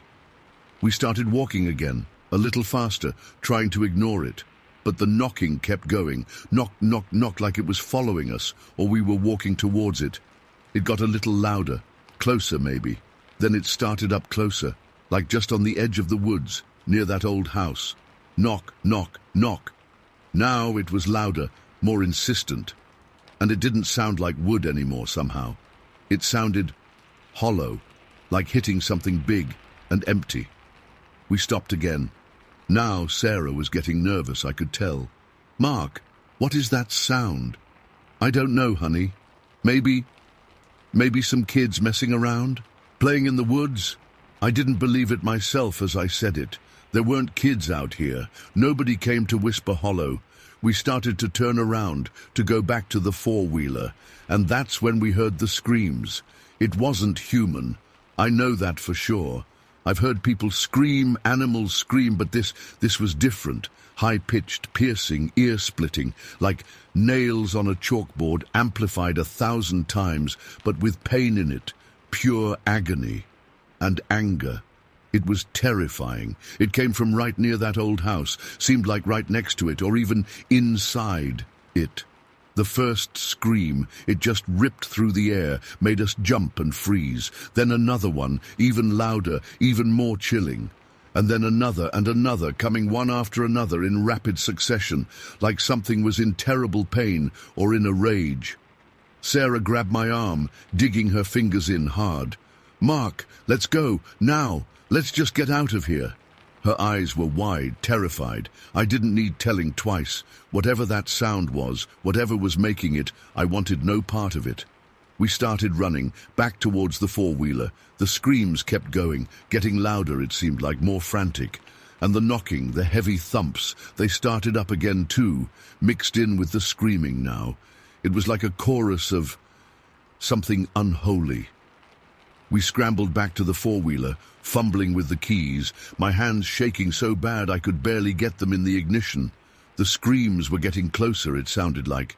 They were coming from the direction of the house, and the house was right near where we parked. Finally, the engine sputtered to life. I jammed it into gear and took off, bouncing and careening down the path, away from the house, away from the screaming, away from whatever was in those woods. Sarah was holding on tight behind me, white-knuckled, her face pale. I didn't look back. I just gunned it, trying to get as far away from Whisper Hollow as fast as possible. The sounds, they seemed to follow us for a little while, even as we were riding. Faintly, through the engine noise, I could still hear the screams, echoing behind us, fading as we got further away. But even after they were gone, I could still hear them in my head, that high, terrifying pitch. We didn't stop until we were out of Whisper Hollow completely, back on the main road. We didn't say a word for a long time, just drove home in silence, both of us shaken to the core. We haven't been back to Whisper Hollow since. Not ever. Nobody in our family has. David and his uncle, they stay away too. We don't talk about it much, not really. It's just something we try to forget. But you can't, not really. Especially when you close your eyes at night sometimes. You can still hear that screaming. And the thing is, we never figured out what it was. Never saw it again close up. Was it some kind of animal? A bear gone crazy? But what about the first time, the big footprints? And the way it moved, the way it looked? Sarah still swears those legs were see-through or something. And those screams, nothing normal makes sounds like that. So we just live with it, I guess. Knowing there's something out there. Something in Whisper Hollow. Something we don't understand. And honestly, I don't want to. Some things are better left unknown. Some doors are better left closed. And Whisper Hollow, well, for us, that door is slammed shut, locked tight, and buried deep. And it's going to stay that way. Forever. Story 14. It was back when I was just a kid, maybe 10 years old. We lived in a place then they called Rollsburg, out in West Virginia, Preston County. Now folks call it River Bend. Sounds fancier, I guess. But back then, it was just woods, the Cheat River rushing cold and fast, and the B&O railroad tracks running right through our land, practically splitting it in two. Our property, it sat right across from the tracks, river on one side, the mountain rising up sharp and steep on the other. I remember it was a hot day, thick summer heat that makes the air heavy and still, kinda hangs on you like a wet blanket. Me and my dog, Buster, a goofy mutt with one ear always flopped inside out. We were down by the river messing around like kids do. I was throwing rocks, trying to skip 'em across the water. Buster was splashing around, chasing after sticks that were already floating downstream. Just a normal afternoon. Behind us, up on the other side of the tracks, was that railroad storage shed. Big, ugly metal thing, baking in the sun. Past that shed, the mountain just went straight up, thick with trees and rocks. I remember feeling a little itch between my shoulder blades, like someone was watching me, that feeling you get sometimes, for no reason at all. I stopped throwing rocks, looked around. Nothing but trees, river rushing, sun glaring off the water. Then I glanced up the mountain, just a clearing, kind of a bare patch near the top where the trees thinned out, probably where some rocks were or something. And that's when I saw it. Up in that clearing, maybe 100 yards away, maybe less, standing there plain as day, was this thing. It was tall, way taller than any man I'd ever seen, standing straight up like a person, but wrong. It was covered in hair, thick, shaggy, tan-colored hair, and it was just standing there in that clearing watching me. I froze. Buster was still splashing around in the river, didn't notice a thing. But I couldn't move, couldn't breathe right. It wasn't a bear. Bears don't stand like that. And it wasn't a deer or a cow or anything else I'd ever seen in the woods around here. It was different, human-shaped, but animal. Predator eyes. Even from that distance I could feel them. It just stood there, watching. I watched it back, heart hammering so hard I could feel it in my ears. My mind went blank. Couldn't think, couldn't scream, couldn't even swallow, just staring, locked on this creature. It didn't move, not a muscle, just stood there like it was carved out of wood, except for those eyes. They seemed alive, cold, intelligent in a way that scared me more than anything. Then, like someone flipped a switch, I realized what I was looking at wasn't normal, wasn't right, and pure, unadulterated fear punched me in the gut. I turned, didn't even call for Buster, just bolted, ran faster than I ever had, back towards the house, adrenaline pumping, legs burning. Every rustle of leaves, every snap of a twig behind me, I imagined it was chasing me. Those eyes, they were burned into my brain. I risked a glance back as I scrambled up the little bank from the riverbed. The clearing was empty, just trees and sky. It was gone, vanished, like it had never been there at all. I didn't stop running until I burst through the back door of the house, panting, gasping for air, face probably white as a sheet.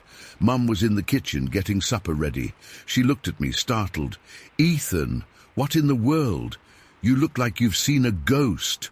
I tried to talk, words tumbling out, jumbled and fast. "Mum, up on the mountain, a clearing, big, hairy thing." She knelt down, put her hands on my shoulders, trying to calm me. "Slow down, honey. What happened? What did you see?" I told her, breath still coming in ragged gasps, about the creature in the clearing, the hair, the height, how it just stood there, watching. She listened patiently, her brow furrowed, her eyes getting a little wider as I went on. When I finished, she didn't laugh, didn't dismiss it like it was just my imagination running wild. She knew I wasn't one to make things up. She just looked thoughtful. "Okay, honey," she said. "Let's go take a look." Dad came out, hearing the commotion, and Mom explained what I'd seen. He looked skeptical, but he grabbed his rifle anyway. "Come on," he said. "Let's go see what spooked our boy." We went back down to the river, Buster trailing along, tail wagging, happy to be included in the excitement. Dad and Mom followed me across the tracks, up to where I'd been standing. I pointed up to the clearing on the mountain. "Right there," I said, voice still a little shaky. "Up in that clearing. It was standing right there." Dad squinted, looked hard. Mum shielded her eyes with her hand, staring up at the mountain. They scanned the trees, the rocks, the clearing itself. Nothing, absolutely nothing. Dad even climbed up a little way, pushing through the underbrush, trying to get a better view. He came back down, shaking his head. "Nothing up there, Ethan. Just trees and rocks. Maybe it was a bear and it ran off when it heard you." "It wasn't a bear, Dad," I insisted. "It was different. It stood up tall, like a man, but hairy." Mom put her arm around me. "Well, whatever it was, it's gone now. Maybe it was just your eyes playing tricks on you in the sun." But I knew what I'd seen. I knew it wasn't my imagination. That image, that feeling of being watched by something, not human, it stayed with me. We went back to the house, and they made a big fuss over me, made sure I ate a good supper, tried to reassure me it was all okay. But even then I knew, deep down, it wasn't okay. Something had been up there. Something strange. Life went on. Summer turned to fall, fall to winter, then spring again. I didn't forget about it, not really. Every time I went near the river, every time I looked up at that mountain, a little shiver would run down my spine. I never went back to that spot alone again. Years passed. I got older, bigger, maybe a little braver. Or maybe I just learned to push the fear down, deep inside. By the time I was 16, I was starting to think maybe it had been my imagination after all. Kids see things sometimes, right? Maybe it was just a shadow or a weird-shaped tree trunk, and my mind made it into something more. Then, one summer night, I decided to go fishing down on Whisper Creek. That's what we started calling the Cheat River later on. It was quieter, prettier somehow. It was late, the moon was just a sliver, stars blazing in the sky, so bright they almost cast shadows. I had my fishing pole, my tackle box, and a flashlight.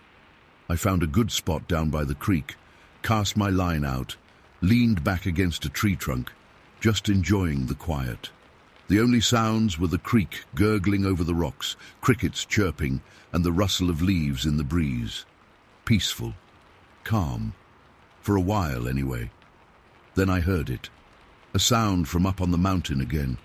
But this time it wasn't visual, it was sound, a deep guttural growl, low and rumbling, like something huge clearing its throat.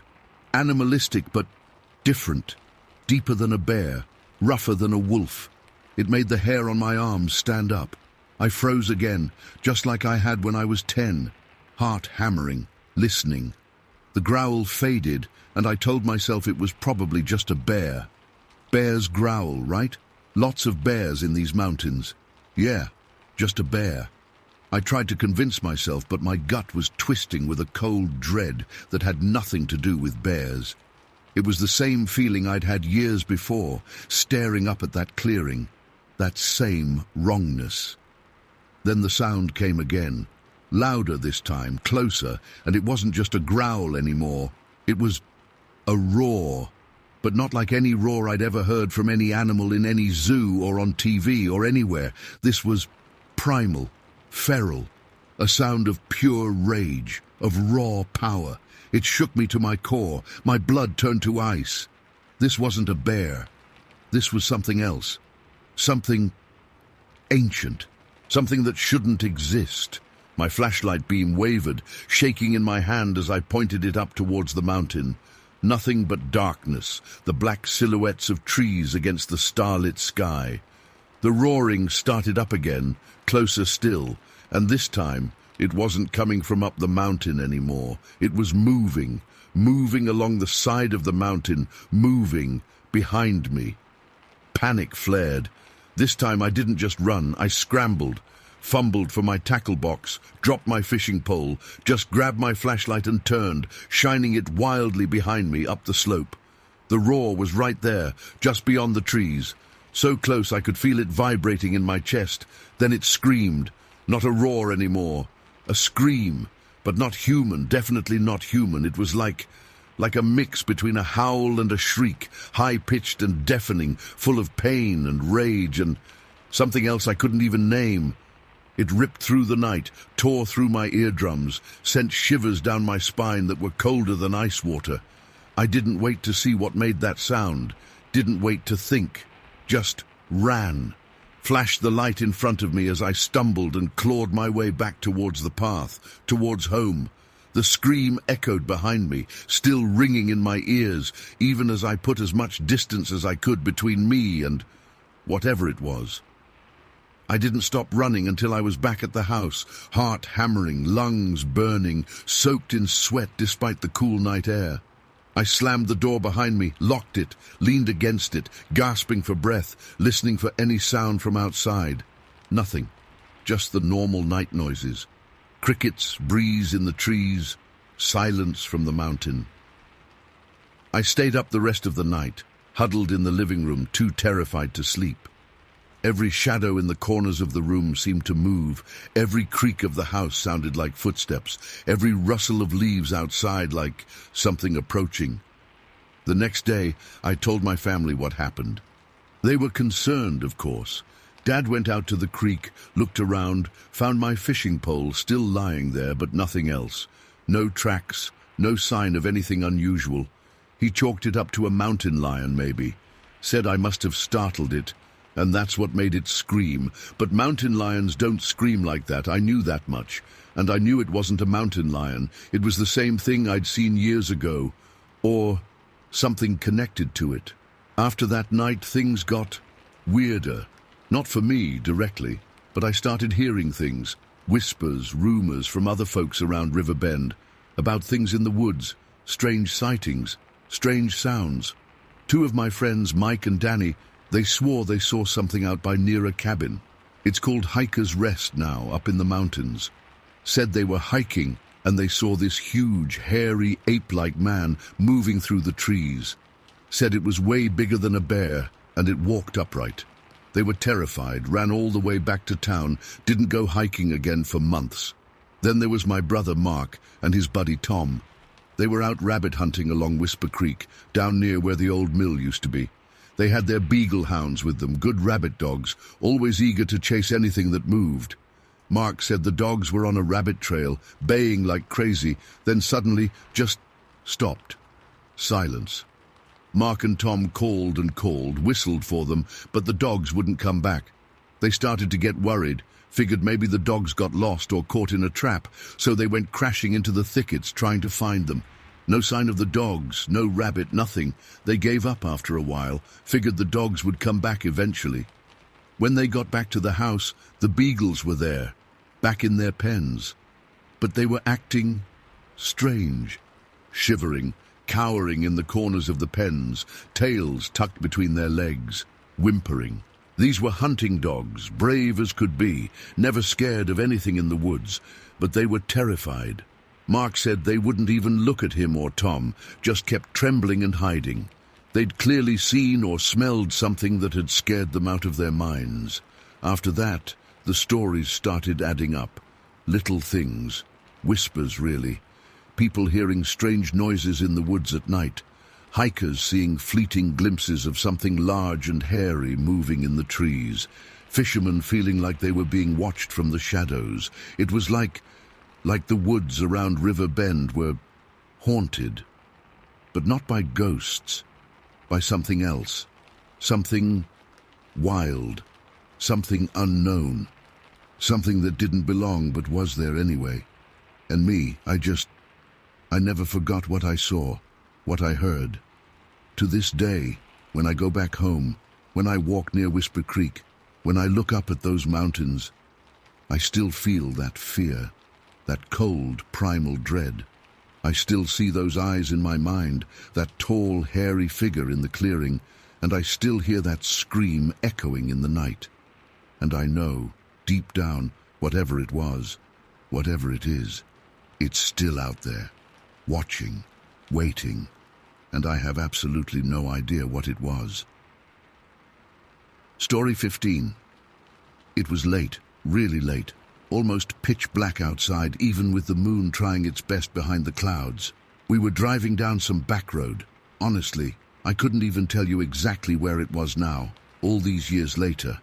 It was somewhere outside of Ada, Oklahoma, though. They changed the name of the town now, Willow Creek, but back then, everyone still called it Ada. My husband, Tom, was driving. and I was riding shotgun, just trying to stay awake. We were on our way to my aunt and uncle's place. It was a long drive, longer than I remembered from when I was a kid. The car was an old Ford, and the headlights weren't the best, cutting only so far into the darkness. The road was bumpy, and every now and then we'd hit a pothole that would rattle our teeth. Tom was humming some tune on the radio, something country, I think, but I was mostly just staring out the window. The country out there is just dark at night.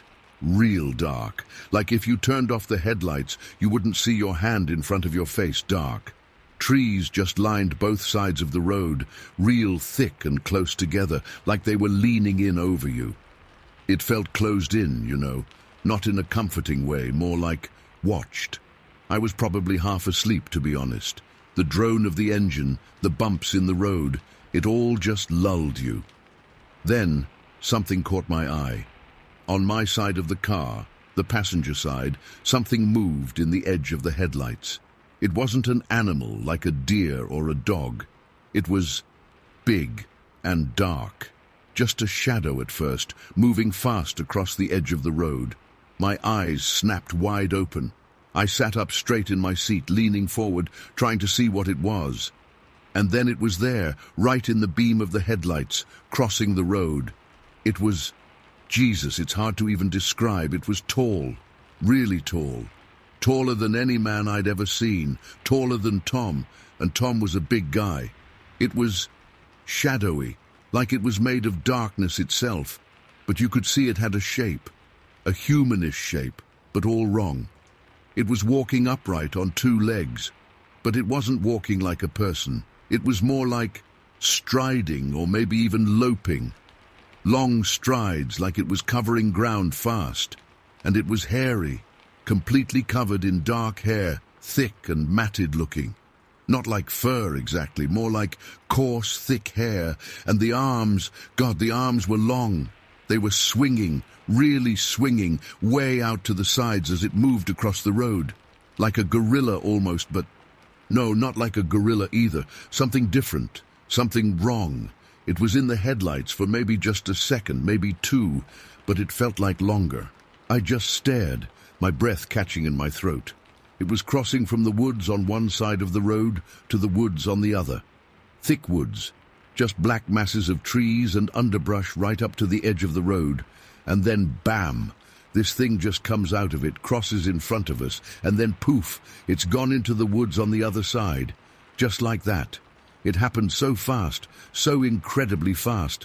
I didn't even have time to think, really, just react. I think I gasped, maybe even yelled a little. I know I grabbed Tom's arm hard, my fingers digging into his sleeve. "Tom, did you see that? Tom, stop the car." He glanced at me, startled. "See what, Mary? What's wrong?" He started to slow down, looking at me like I was crazy. "Did you see a deer or something?" "No, not a deer. It was huge. It walked on two legs. It was hairy."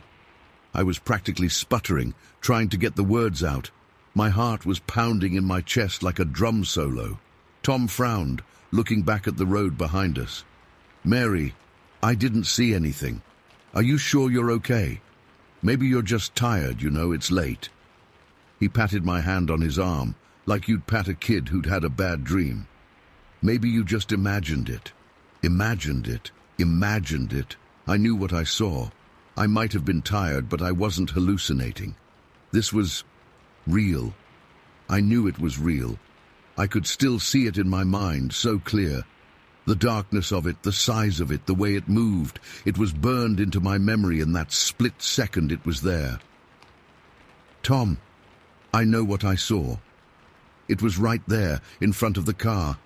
It crossed the road right in front of us. It was big and dark, and I don't know what it was, but it wasn't any animal I've ever seen before." He sighed, but he pulled the car over to the side of the road anyway. He put it in park and turned off the engine. The sudden silence was almost worse than the car noise. All you could hear was the crickets and the wind in the trees, and just the darkness all around. It felt like we were in the middle of nowhere, swallowed up by the night. Okay, he said, turning to me. but he still had that look in his eyes like he didn't believe a word of it. "Tell me again, what exactly did you see?" I tried to describe it to him, everything I remembered. The height, the hair, the way it walked, the long arms, the darkness, how fast it moved. It was hard to put into words. It sounded crazy even to my own ears when I said it out loud, like some kind of monster out of a movie. But it wasn't a movie, it was real. I knew it was. It looked right at the car, Tom, just for a second, before it went into the woods. I swear it did. It was like it knew we were there. My voice was shaking a little now. I was starting to feel cold, even though it wasn't that cold out. It was just the fear creeping in, I guess. Tom was quiet for a minute, looking out into the darkness beyond the headlights. You couldn't see anything out there, just black trees and shadows. "Mary," he said finally, his voice soft. "Honey, there are a lot of deer out here. Sometimes they can look bigger than they are in the dark. Maybe it was just a big deer, and it was moving fast. And the shadows, they can play tricks on your eyes." It wasn't a deer, Tom. I know a deer when I see one. This was different. So different. I shook my head, feeling frustrated that he wouldn't believe me. And it was upright, like it was walking like a man, but not a man. He reached over and put his arm around me, pulling me closer.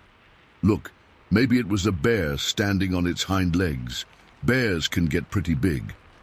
"Bears aren't that tall, Tom, and they don't move like that, and they don't have arms like that." I shuddered, just thinking about it again. The way those long arms swung, like it was unbalanced but still moving so fast. We sat there for a few minutes in silence, just the sounds of the night around us. Tom didn't say anything more about it. He just held me close, and I leaned against him, feeling a little bit better, just having him there. But the image of that thing was still burned in my mind. I couldn't shake it. After a while, Tom started the car back up. "Come on," he said, putting it back in gear. "Let's just get to your aunt and uncle's. We're probably almost there anyway." He started driving again, but slower this time. I kept looking out the window, scanning the edge of the woods, every shadow, every movement. My heart was still racing. I felt like exposed, like we were being watched. We drove the rest of the way in silence. I didn't say anything more about what I saw, and Tom didn't bring it up again either. But I know he didn't believe me. He thought I'd imagined it, or that it was just a deer or a bear or something normal that I'd blown out of proportion because I was tired.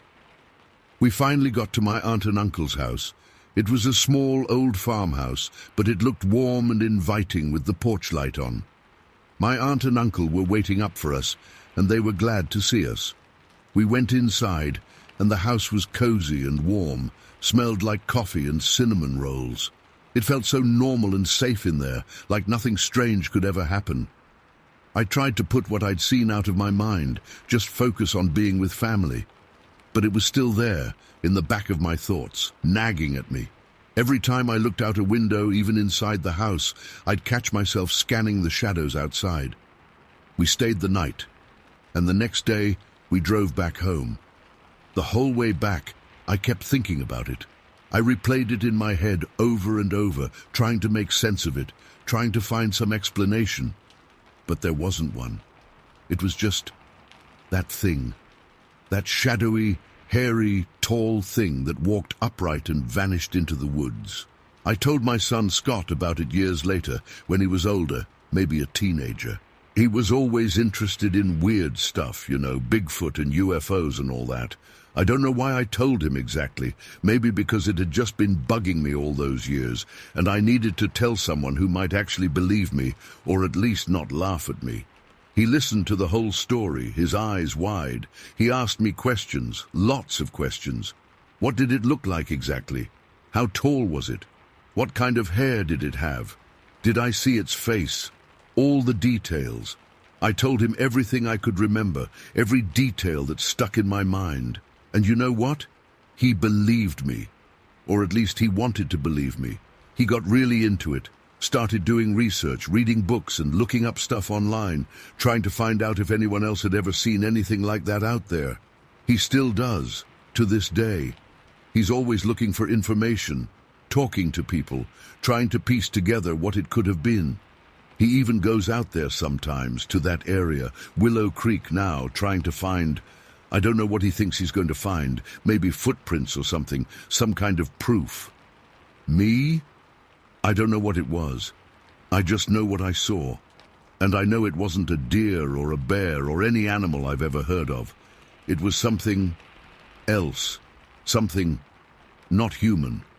And it was out there, in the dark woods of Oklahoma, in the middle of nowhere. And it looked right at me.